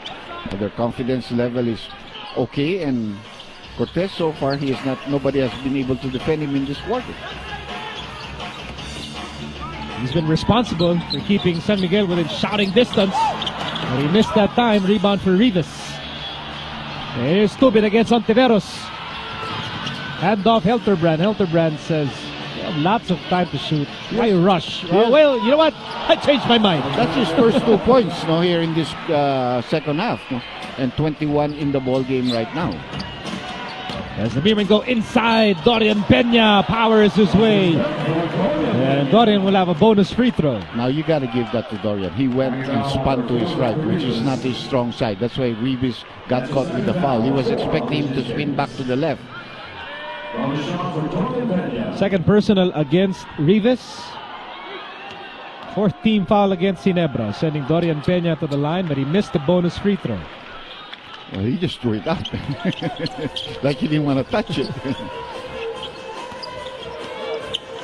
As we hit the halfway mark of the 3rd quarter, and here's David Noel, now guarded by Daniel Defonso. And Noel wants a clear out here. He'll take Danny I off the dribble, pulling up, overshoots. Good boxing out tactics there done by Peña against Rafi Rivas. Tight pass, and a good one there by Ontiveros to Danny I. That is just tremendous familiarity. Yeah, and it could be a blessing in disguise that Freeman is sitting down. Because first of all, he was developing the cramps. And second, there's more teamwork with the local players. But that's an easy follow-up there for Noel.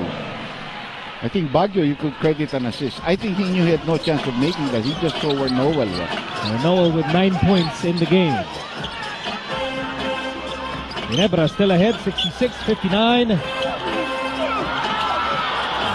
Missed by Danny I. Tubin with the rebound. Danny I begging for a foul. And here's Noel on the move. Noel all the way, plus a foul. You know what I know about Noel? He didn't have to score in the first half because his team was really having a grand time shooting those. But here, they're troubled, they're beleaguered, and he comes back scoring for them. He's really demanded the ball here in the last few minutes.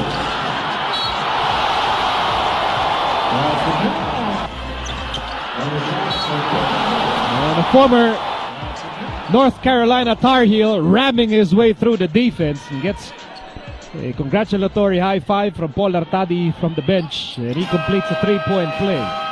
Really picks his spots during the game. That's exactly, he's very smart. He knows when it's time to come up. And I think we have a timeout here called by San Miguel. Back in a moment.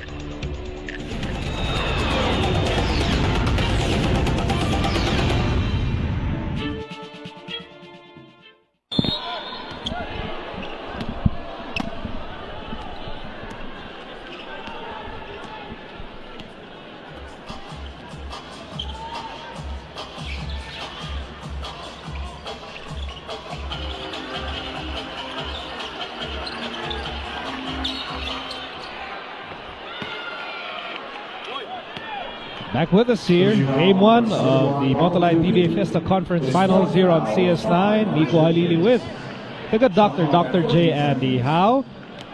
And these lovely ladies, Claudia and Patricia, part of this mammoth crowd. Over 11,000 in the Big Dome. Of course, U.S. Ambassador to the Philippines, Christy Kenny, was just absolutely fallen in love with Philippine sports. Always part of big sporting events like this one. Oh, she's a great ambassador. Definitely, I think, well admired. Probably will, become a future politician in America too. That's what I believe. And those girls that you saw earlier, I saw them come in with Boss Danting Cojuangco and his wife Gretchen. Gretchen, I haven't seen her for a long time, but it's the finals.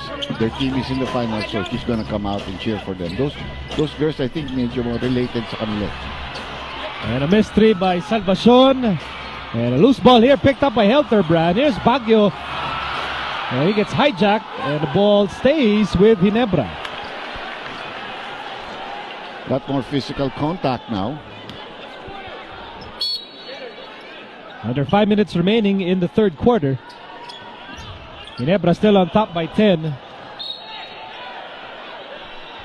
Yeah, they were already in the front court. You cannot throw to the back court. That was a funny turnover there by JJ. I thought at one point there he wanted to call a timeout, a 30-second timeout, because he couldn't get an inbound to come in for his teammates.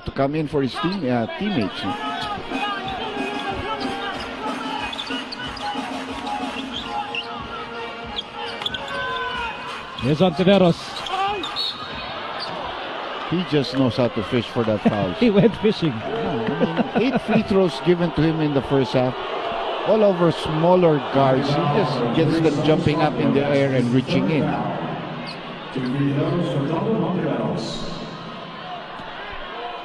And Dondon has made a living from the line, 7 out of 8. Dondon Ontiveros, when he was in grade school, was once asked by a teacher.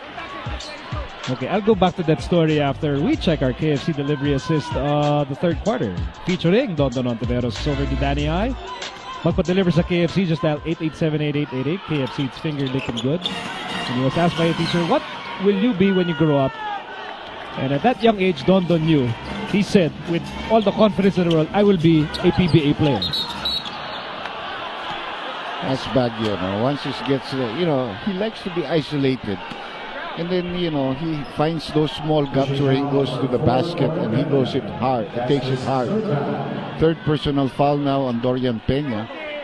This has been the number that Ginebra has been able to maintain the lead, the 8, the 10s, never, well, for a while it went down to 6, but they did call a timeout and David Noel went to work right away.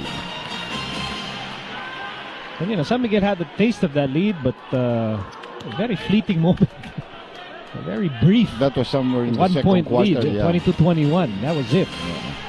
Well, that was in the first quarter because San Miguel eventually finished with 22 points in the first quarter, while Ginebra came back with 5 straight points and finished with 26. Seems that the import, despite his 4 personal fouls, is going to be sent back into the game. Here's Ontiveros for 3. And Peña with a rebound and a putback. Good positioning play there by Dorian Peña. Certainly a pillar for the San Miguel team. San Miguel is in a zone again here. They're playing the zone defense here. And that's why Salvacion has that shot. And it goes in and out. Rebound for Peña.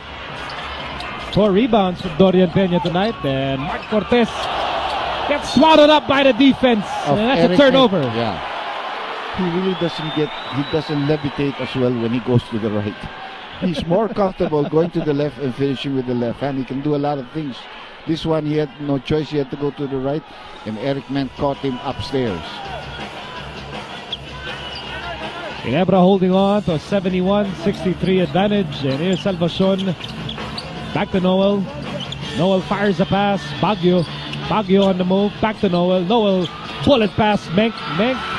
His pass was broken up. Washington over to Cortez. And Cortez saw too many red shirts. Goes inside to Peña. Turnover. Baguio on the run. And Helterbrand goes outside. Salvacion for 3. Yes, sir! He's been waiting for that the whole night. That's his first 3 points. He's been looking for that the whole night. And that's your first Sunday special of the evening. And it pushes Ginebra ahead 74-63. As Cortez misses. Menk with a rebound. Sunday Salvacion, 1 out of 6 from Rainbow Country.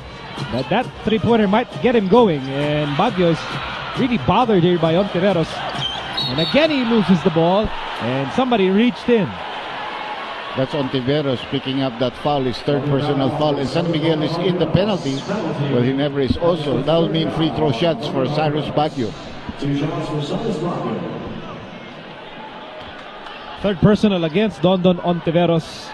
Both teams are in the penalty, and took a while for Cyrus' game to develop in the PBA. Meantime, this is Jody Aguila, our batang star of the game, presented to you by Star Margarine. Isang pagsaludo sa ating mga nagtatangkarang bida sa hardcore. Iba na matangkad, iba na ang batang star. His idol, by the way, is Mark the Spark Kagiwa. Well, mula pang bata kami, talaga Star Margarine. I can't tell you how much I wish I should have eaten gallons and gallons of Star Margarine. Meantime, here's Freeman. Your mama love you the way you are. Don't overdo it, sabi niya Mika. God doesn't give everything to everybody. Baguio, and now Noel swings it over. Lanete fakes, Lanete wide open. And there's Sunday Salvacion, misses the putback. And Lanete keeps that ball alive, and a new shot clock for Ginebra. Who wants to win this game more? Look at the hustle there by the leading team.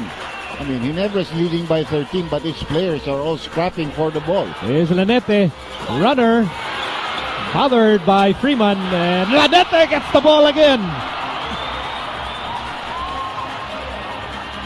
And here's a Sunday special now. And who gets the Lanete ball again. That was a foul there finally by Ontiveros. Let me ask you, How many offensive rebounds? Oh, why are you worried about being small? who is Rocky here, huh? Who has the eye of the tiger and who's going over the top, huh? Tell me. Chico Lanete.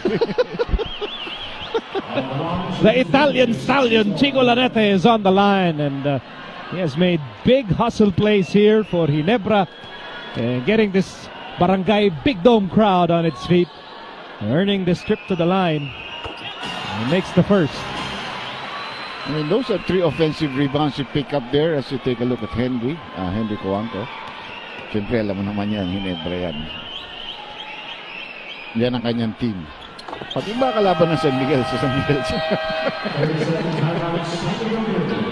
30-second timeout here for San Miguel because Ginebra again fueling another run here towards the tail end of the third. Well, you know, so far, San Miguel has really tried to get back here in this ball game.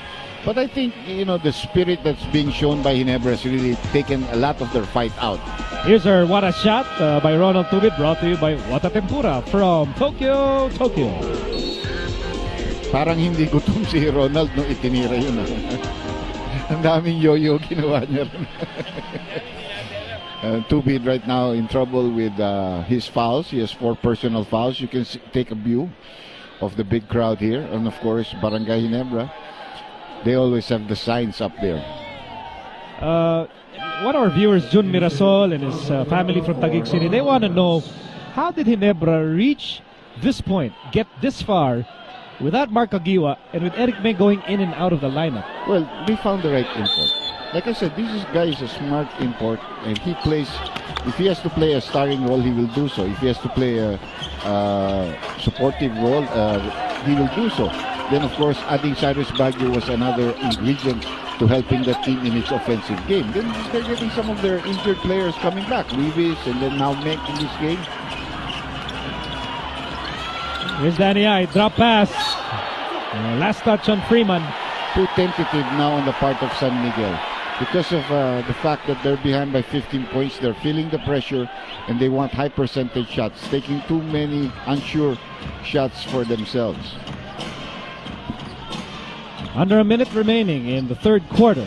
A late surge here by Ginebra, fueled by their offensive rebounds, and that's a Sunday special. Look at what Noel does. You know, he knows exactly where his teammate was. He's looking the other way, but he's passing to Sunday at the corner. That's the second triple for Sunday Salvacion in 7 attempts. And here's Jonas Villanueva with a runner. And Jonas gets his own miss and scores on the putback. Now it's only about 17 seconds now, so Ginebra obviously will go for the last shot. San Miguel has no fouls to give. Can't send people to the free throw line with a defensive foul. 7 seconds remaining in the third. Baguio has the basketball. And Baguio finds Lanete. Lanete for three. And that ends the third period. With Ginebra on top, 81-65, thanks to a late surge fueled by two triples by Sunday Salvacion. Freeman and company. They'll have some catching up to do when we start the fourth quarter. Helterbrand leading the way with 21 as we check our multi-light leading scorers at the end of three quarters. Fourth quarter coming right up.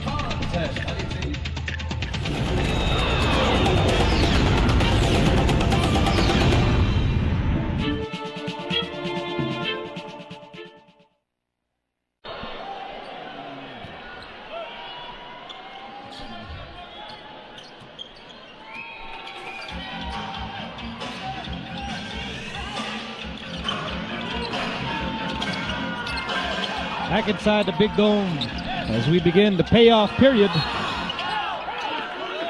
I would like to thank Fernseed, official vitamins of the PBA, proud sponsor of the Multi-Light PBA Fiesta Conference Finals. So glad you could join us here in the PBA Finals on CS9. Miko Halili, working alongside a good doctor, Dr. J. Andy Howe, and our team is completed by Dominic Uy, who's covering Ginebra, and Leah Cruz, who's covering the San Miguel Beermen. Here's Villanueva to Pingris, and Pingris coming. For Pingris, Rosella came into the ball game. Washington, Freeman, and Villanueva.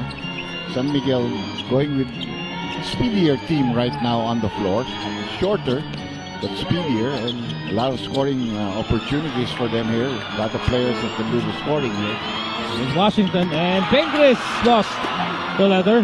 How many times has that happened to San Miguel tonight? Those turnovers at that stage where they had good opportunities to get an easy layup.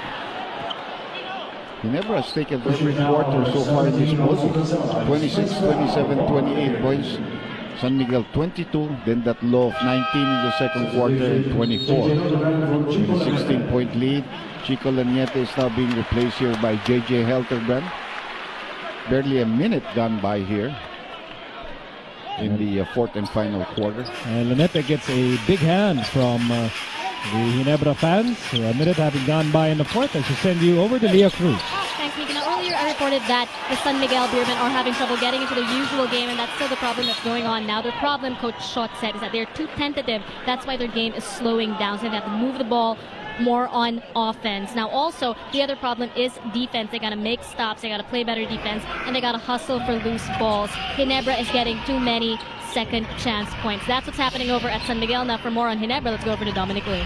Well, thank you, Leah. Very basic for the Barangay Ginebra Gin Kings. Defense, defense, defense, box out, and sprint back. But more importantly, everybody was like, guys, one more quarter, and we got win number one. Back to you guys.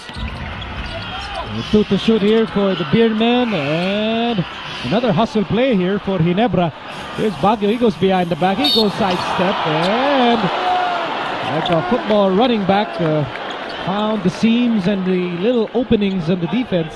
Could you believe he missed? That's his favorite shot. Running zigzag against you, then falling in closer to the basket, but he was fouled there. Take a look at this play again. Look at him behind the back. Zigzag again, go to the other side, then that contact. And he loves that kind of shot. That's his favorite shot, actually. But he will go to the free throw line. And you were able to watch Baguio's career gradually develop. He was not an instant hit in the PBA. No. You know, I mean, he was a good scorer in UST, but you would say undersized, not really well built, not a strong defender, but he can jump. You know, he's got great leaping ability, and he developed his outside shot. Junti Valenzuela always used to say, Baguio always had an outside shot, but he never wanted to take it. So, but now he's beginning to feel confident about that. 8 out of 8 sa free throw line ng Ginebra. Si Baguio. And Fernseed is the official vitamins of the PBA, proud sponsor of the Multi-Light PBA Fiesta Conference Finals. Focusing back on the action on the court, Gabe Freeman against David Noel. Good drive. This is exactly what he did to Sean Daniels, but of course Daniels is much slower than Noel. Daniels, by the way, led his team to the third place finish today Burger beat the Rain or Shine team for third place. Here's Elterbrand. 7 to shoot. Baguio for 3. This Yes, is what I was sir. telling you. Something he did not have in the UAAP, but he really developed it here in the pros. 13 points for Cyrus Baguio coming off the bench. And we are in the early moments of the fourth quarter. Ginebra still in control of the game. You cannot leave him alone. That guy can shoot. That's what you call a veteran bounce. I mean, that guy can shoot. Austin Rosella's shot his way to a living here in the PBA from those three-point shots of it.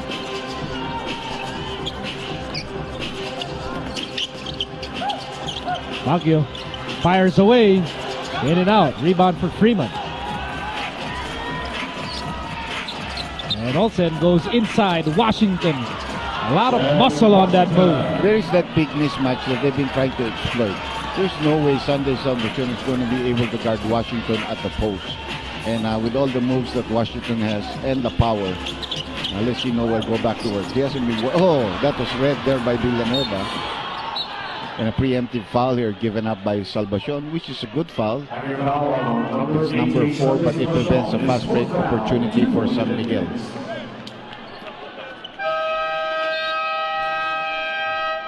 We'll take this time out. 8:43 remaining in the fourth. Ginebra still on top, 86-74.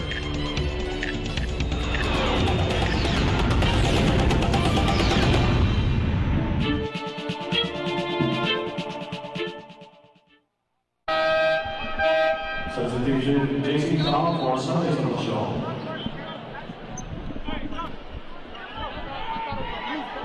We continue our coverage of the PBA Finals here on CS9, and we'd like to thank Gatorade, the official sports drink of the PBA. Is it in you? It's a battle of the two teams that finished 1 and 2 at the end of the elimination round. And there's a whistle here. Foul called against the Ginebra defense. Yeah, it's on JC Intal against Mark Pingris. Off the ball on the weak side, but he was preventing Mark Pingris to get to his position at the post on the strong side. So referee Cruz made the call. 3 team fouls now called against Barangay Ginebra. Washington on the move. And a basket is good. And Washington has done damage in the shaded lane. Well, like I said, I thought among the locals, together with Villanueva, he's really played very consistent. He was responsible for scoring as well as assists. He's in double figures now. 11 points, could make it 12. Very hard matchup for Ginebra at the small forward position. He's 6'7" now. A lot of skills too.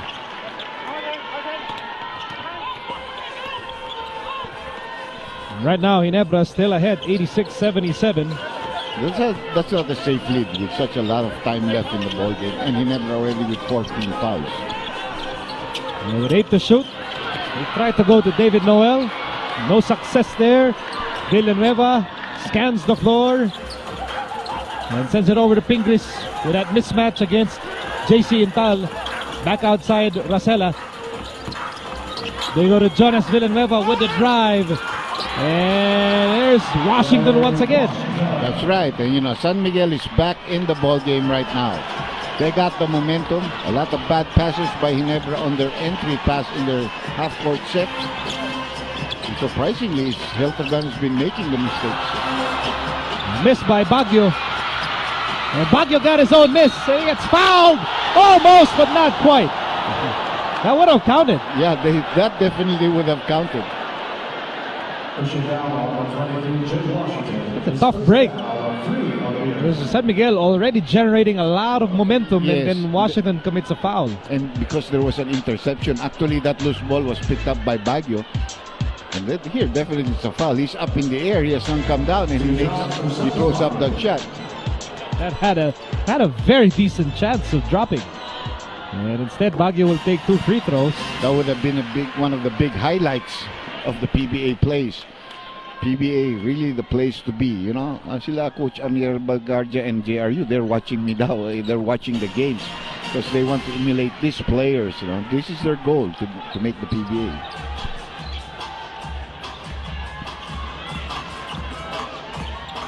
Here's Rosella.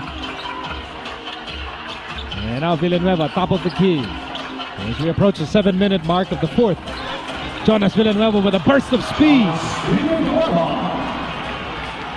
San Miguel is very much, like I said, in the ball game. They got some momentum. They're beginning to feel comfortable. 16 points in the ball game now for Jonas Villanueva. Ginebra up by just 7 points, 88-81. Biggest lead was at 18 points earlier. Now they want to pick up that fifth foul of Jake Freeman, so they're isolating. There's the help. And here's Baguio with a slice.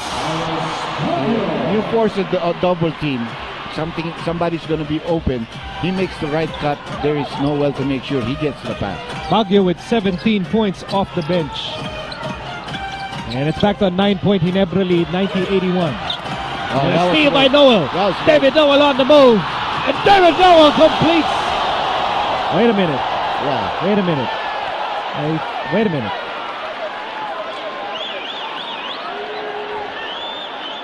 Jonas Villanueva embraced David Noel in a preemptive move. But they didn't call the foul. You know, sometimes referees can let that go. That has happened in many basketball games because he has a chance of a dunk. Take a look at this. I saw the foul. Here he tries to hold him. Then he goes and continues. An advantage foul called against Jonas Villanueva because he's way ahead. There's going to be a dunk there, so, you know. 2 free throws for David Noel. So the shot isn't counted, but the advantage foul is called.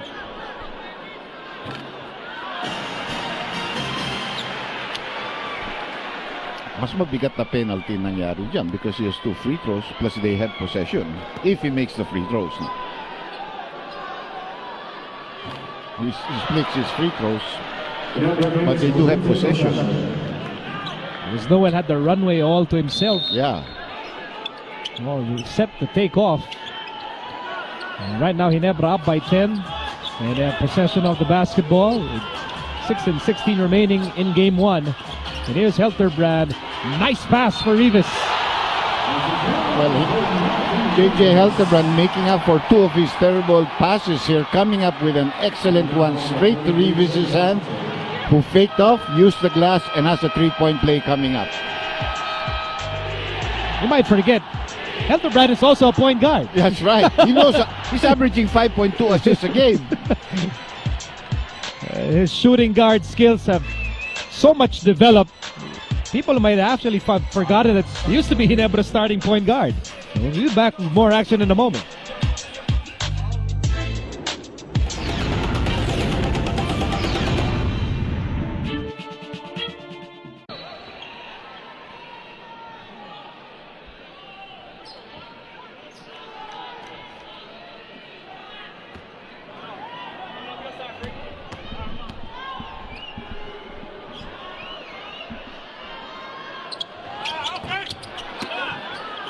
Rafa Rivas misses the free throw badly. It's never been his strong suit. Even when he first came here, I think he was playing with like Coke. Then he really had a terrible free throw shot. Here's Rosella. Rebound for Rivas. Baguio having a big game tonight for Ginebra. 17 points in the ball game. As we cross the halfway mark of the fourth and final quarter. Down to 10 seconds on the shot clock, but that's a lot of time. No need to panic, really. Ooh. Here's Villanueva. San Miguel down by 12. And that's a 3 and a possible 4-point play with that foul called against JC Intal. And now on number 9, JC Intal. That's why also may not retire and may never retire. He can shoot that 3-point shot, you know. He takes care of his body very well. Yeah. Has been fortunate enough to avoid serious injuries, knock on wood. So it's just a matter of being able to temper his minutes, you know, and just pace him in a game. They do have an alternate, you know, they have Rosella, they have, of course, Villanueva. You know, San Miguel has only used 10 players in this ball game, whereas they've really done every game with 13 players, including their imports. Ginebra has already used 11 players in this ball game. If you're looking for Bonbon Custodio, by the way, he is under the weather. That's why he is not even on the San Miguel bench. Here's Noel on a turnaround. And it will be San Miguel basketball here as Casella sits down. Ontiveros rejoins the game with 5:07 remaining in the fourth. Tubid, another tough defender, is coming in for Cyrus Baguio. It's a good reaction on the part of Coach Jong Chico. He has to match up against Ontiveros. Here's our KFC delivery assist of the fourth quarter. Magpa-deliver sa KFC, just dial 887-8888 KFC. It's finger licking good. That's an offensive foul. You see, Tubid comes in, establishes position. So, ang ganda ng pagka-substitute rin ni Jong when pumasok si Ontiveros. And that's the fifth personal foul now of Don Don. Sandy Salvacion, who hit 2 3-point shots in the third quarter, comes back in for JC Intal. More firepower.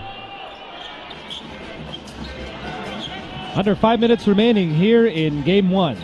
On the floor for Ginebra, Helterbrand, Rivas, Tubid, Noel and Salvacion. And here's Noel against Freeman.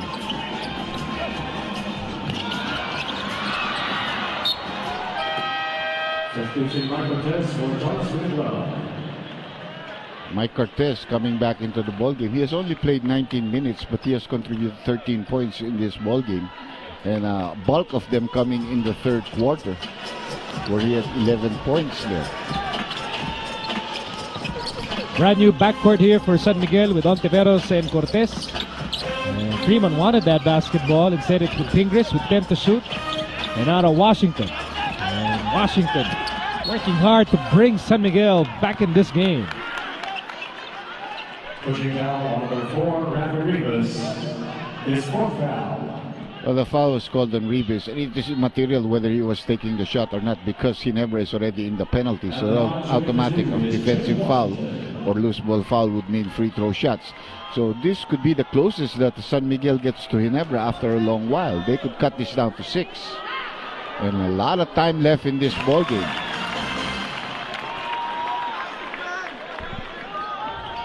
And that's Mariel Rodriguez, left side of your screens. R.R. Enriquez and Isabel Oli. Pretty faces, part of this mammoth PBA Finals crowd inside the Big Dome. We got a game here right now. That leads down to 6. And they've led all the way. They've felt comfortable. Right now, they need to be able to create another offensive play. And Helterbrand will miss. An opportunity here for the Beermen, Pingris. He won't take that outside shot. Handoff, Ontiveros. Ontiveros against Tubid. Here's Cortez. Cortez looking for Washington. And that's a turnover. That's good defense there by Rafi Ribes. Here's Salvacion for 3. Yes, sir! Oh, that is big. That is big.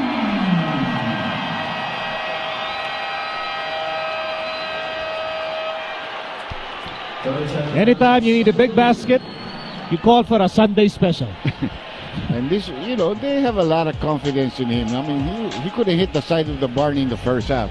But when he hit those 2 3-point shots, they're looking for him right now. That forced a 30-second timeout called by San Miguel. Obviously, try to regroup. We had it there. We made a mistake again on the offensive part of our game, and they hit us with a 3-point shot. 3:39 remaining in the fourth and final quarter of game number 1. Best of 7 finals beginning tonight. Let's look back at our Gatorade halfway point featuring Rafa Rivas. That was a nice pass, Helterbrand Rivas. Part of our Gatorade halfway point of the fourth quarter. That was the 6th assist of J.J. Helterbrand in this, the 7th, I mean. He had 6 before that. That was the 7th. Also 6 rebounds, aside from leading them in scoring with 21 points. But he has only 2 points here in the second half. Here's Cortez against Helterbrand. Washington really wants that basketball in a furious battle with Rivas at the post. 5 to shoot. Here's Washington for 3. Yes, sir! Big basket there. Good timeout by Coach Shot Tankinson. They were able to set up a good play there. 19 points for Washington. Yeah. Gave Freeman given a warning. Yeah, this fourth quarter has been Washington's playground. And almost single-handedly bringing San Miguel within 6 points.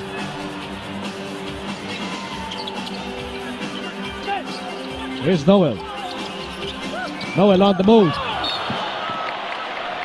And that turnover gives San Miguel another opportunity to come even closer. The pressure is being put on by the San Miguel defense right now. And they're feeling it. Under 3 minutes remaining in game number 1. Just a 6-point advantage for Ginebra. And here's Freeman with nowhere to go. And a defensive play by Rivas over to Tubid. And Tubid will wait for teammates. What's the problem with Freeman? He will not take that outside shot. He's trying to get closer to the basket, and Noel reads him very well, forcing him into that turnover. 9 to shoot, approaching the last 2 minutes of the ball game. And Helterbrand fires a 3. Way off the mark. 2 points only in the second half for J.J. Helterbrand. And another, I don't know if this is a full timeout. It's a full timeout being asked by San Miguel. 6-point lead for Ginebra. Back in a moment.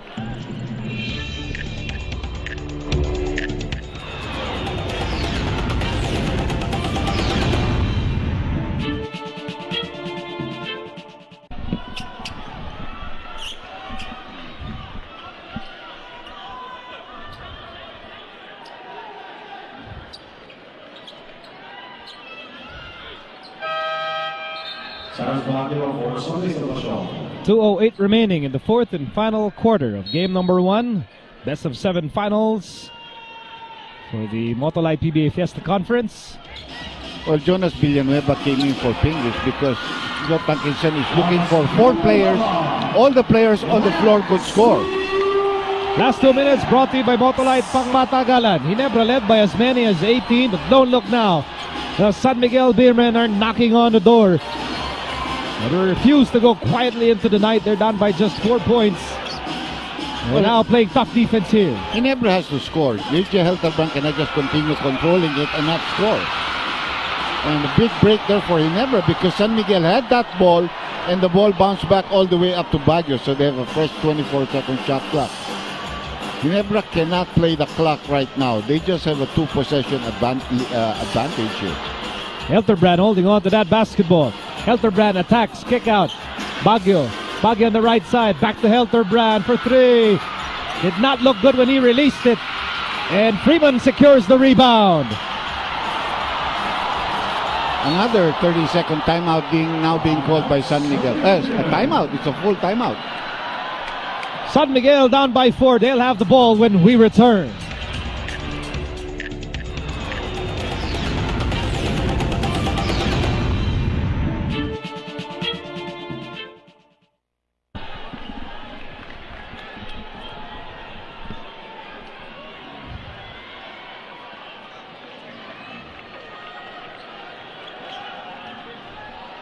One minute and 5 seconds remaining here in the fourth and final quarter of game 1. Ginebra holding on to a 4-point lead, 96-92. San Miguel, they have other plans in mind. They like to go to Washington, who's been the man of the moment. They go to Ontiveros with 10 to shoot. Oh, he traveled. He lost his footing there. The Stupid came up with the big defensive stop there. He looked at him eye to eye, and made sure that he could not get by him. That forced the traveling violation. That was a very big turnover. Now, take a look at that. He lost his footing. He just dragged his feet there. That's a good call. And Tubid has to call a timeout because there was nobody he could pass to. So a big defensive stop by Ronald Tubid. And a 30-second timeout here for Ginebra with 54.5 seconds remaining in the fourth quarter. Ginebra dodging a bullet there, Dr. J. Yeah, definitely. The pressure was on them. But when the pressure is there, that's when you have to come up with defense. They had the defensive players. Tubid is a good defensive player. He can defend imports, as long as they're not really that big. So, take a look at this. Barangay Ginebra. Jong Chico's 8 titles already. He's won a lot of them with San Miguel. And then Shot Tankinson at 2. They were both with Ginebra when he was the coach of Ginebra. Tapos nagka-exchange deal. Exchange gift kahit hindi Pasko. Pero malapit na pala nga yung San Miguel National Beer Drinking Contest up to September 30. Pakiusap nga pala ni Manager Hector Calmo sa akin, munti ko na nakalimutan. Mag-try out kayo dyan. Malalaki ang premyo. And then Ginebra is now calling a full timeout now. So we'll be back in a moment.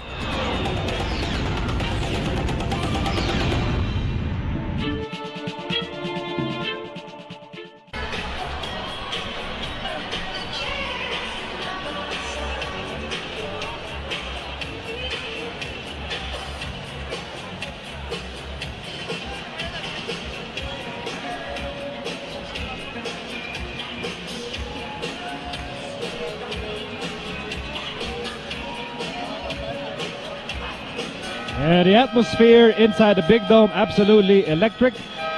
And Ambassador Dading Gowanko watching the proceedings very intently. That was his wife, Gretchen. Ma'am Gretchen. And of course, si Boss Henry Gowanko on the other side. They're hiwalay-hiwalay muna tayo. Now, John Yuchico did the same thing. He brought in Sandy Salvacion and took out Ribis. So he has all scorers on the floor also. Everybody can. There are 4 guys. Almost all of them can shoot the outside shot. After all, this is just a 4-point game. Yeah, that's right. He needs to score here. You cannot just let the time go and, use the 24. You want to be able to score here. Here's Tubin. Nice move there by Tubin. And that's another hustle play. A pivotal play there for Ronald Tubin. He got his own miss. And Ginebra really getting a lot of hustle plays here in the second half. That's right. But Tubin didn't have to take that shot. That rebound he could have bought out and dribbled away because then San Miguel would have had to foul.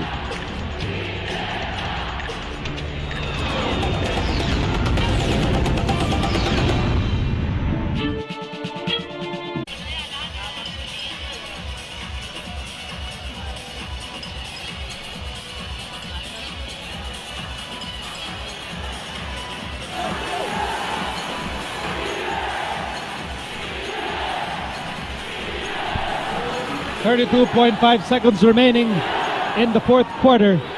And it's a 6-point game in favor of Ginebra. San Miguel with the basketball here. San Miguel's problem is that they have no more timeouts remaining. Now here's Jonas Villanueva. They're looking for the 3-point shot. They're not even thinking of the 2. Blocked from behind by Noel. And there's a follow-up by Freeman.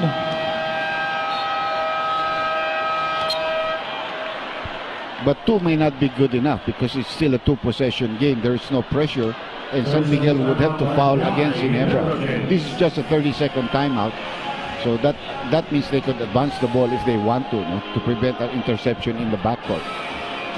So it's a 4-point game, 98-94 in favor of Ginebra. San Miguel, no more timeouts remaining. They're down by 4. And let's listen in.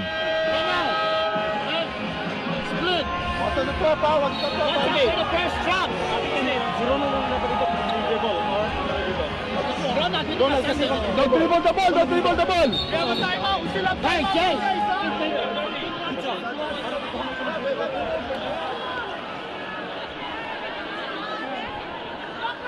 You see the game reset. Both teams are in the penalty. San Miguel, no more timeouts remaining. Ginebra still with those 2 full timeouts they can use. That's right. They elect to throw in the backcourt because you have more space to really set up screens and make player movement for you to get the ball. Once they inbound it, they know that San Miguel will trap you, and then then they would have to foul because they have no more choice. Look out. And there's the foul given up by Villanueva. They have no more choice at that stage. Once they release themselves from the trap, there was no choice. Now San Miguel has no timeout, so that's a big thing. They cannot advance the ball. 2 shots for Ronald Tubin. Tubin had a quiet evening there in the first half. He got into foul trouble early, but he's making up for lost time here in the second half, especially on the previous play. These are big free throws. He's a player who plays tough under tough conditions. He likes the limelight. Parang motolite. Tubin always never averse to pressure-packed situations, even back in college. Yeah, when he was with the Warriors. parehong halos rainless. 12 points for Tubid, 6-point game for Ginebra. Well, Ginebra just got to protect from the 3-point shot. Here's Freeman. Yeah, he can make that to him because you don't foul him. Now they have to foul again, and Tubid goes to the line again just to add up to his statistical points. That's the problem of not having a timeout. But they had no choice. They had to call the timeouts because that allowed them to get back in the game actually. And Jonas Villanueva fouls out.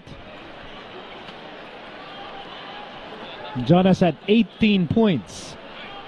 I think the key of Ginebra winning this game is they were able to control the San Miguel dominance of the big men inside. You know, Peña was not a real big factor. Freeman was not a big factor inside, and neither was Danny Delfonso. And they were able, in other words, they match up our small men against your small men, and their small men scored more. You know, Ginebra's small men scored more. Ito medyo umiling ang tira niya, kaya napaganon si Ronaldo. But they're gonna pick up the victory in game number 1, which is not really a very, very big thing. It just gives you the opportunity to maybe go up 2-0, which is now going to be a big thing if you can go up 2-0. Ginebra getting big performances from Tubid, from Baguio, from Salvacion. Those two timely 3-pointers by Salvacion. And JJ Helterbrand. So it's the guards up to the small forward that did the damage for them in the game.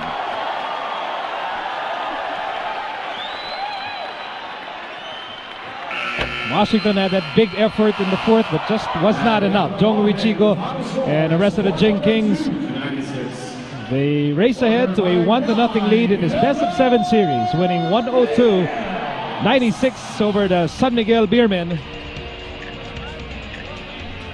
And Ginebra practically led the entire game. San Miguel had that taste of the lead so briefly at 22-21, but that was just a very brief moment. And Helterbrand one game down, 1 win down, 3 more to go, as Ginebra hopes to successfully defend the Fiesta Conference Championship. And now let's send you over to Dominic Uy. Well, JJ, congratulations. Best player of our ball game. You talked about, at the half, you talked about heart and guys stepping up when you guys needed it the most, and that's what happened. Definitely. We got off to a good start. Second half, we tried to keep it going, but, you know, we knew that they were going to make a run. And once again, like I said, different guys always step up in crucial times. Today, Ronald stepped up, Paul stepped up, everybody stepped up, so we got to win today. We got lucky. Looking ahead in game number 2, what are the things that you guys need to check with San Miguel Beer? We got to continue to do the same thing, really play hard, want it more than they do, and contain their perimeter as much as we can and limit their big men. All right, thank you, JJ, again. Congratulations. Miko, Dr. J. And JJ Helterbrand and the rest of the Gin Kings are ahead in the series, 1-0. And here's our Motolai leading scorers. Of course, Helterbrand leading the way with 21. We'll be back with more from the Big Dome after these messages.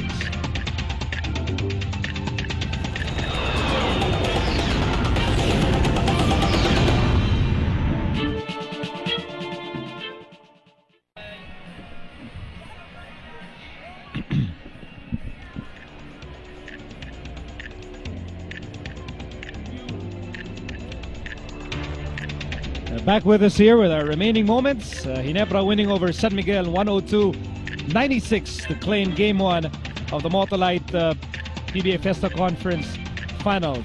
San Miguel did not let Ginebra pull away. Yeah, they certainly had the fight in them. Being the top league being the top team in the league for almost the whole of the conference, they weren't just going to go away. You know, Ginebra just had a good shooting night from the outside. The 3-point shots were falling. And medyo naunahan talaga ang San Miguel, but they fought back. But today wasn't their day. Like JJ Helterbrand was saying, they were able to contain the big men, and their import only had 16 points in this ball game. And I think you expect that San Miguel backcourt to come back stronger in Game 2. Well, yeah. Well, Donton has not been having a very good shooting night. He made his points today mostly from the free throw line. He's got to be able to improve that. But I think San Miguel's really got to find other players to score for them from the outside. And that import, Gabe has got to be able to make some jump shots from close range, because if not, they're going to defend him that way. They just take away his inside game and let him shoot the 10-12 footer. Once again, super game from JJ Hildebrand, best player. Yeah, he had 21 points. Only 2, however, in the second half. It seems to be something that's been going for him in the last, ever since Marcus left him for a while. But he did have 7 assists and also 6 rebounds. But more than anything, he kept them in the game. At the same time, the other guards now came in. That provided for the heroics of Baguio and Salvacion and Tubid in the end game. And those heroics sparked by a lot of hustle plays, which really allowed Ginebra to keep San Miguel at bay. And again, the final score 102-96. Ginebra now leads this best of 7 series, 1-0. And we'll see you game 2 on Friday. For Dominic Uy, Leo Cruz, my partner, the good doctor, Dr. J. Andy Howe, I'm Nico Halili saying good night from the Big Dome, Vala Alta, Filipinas. This is the PBA Finals on CS9.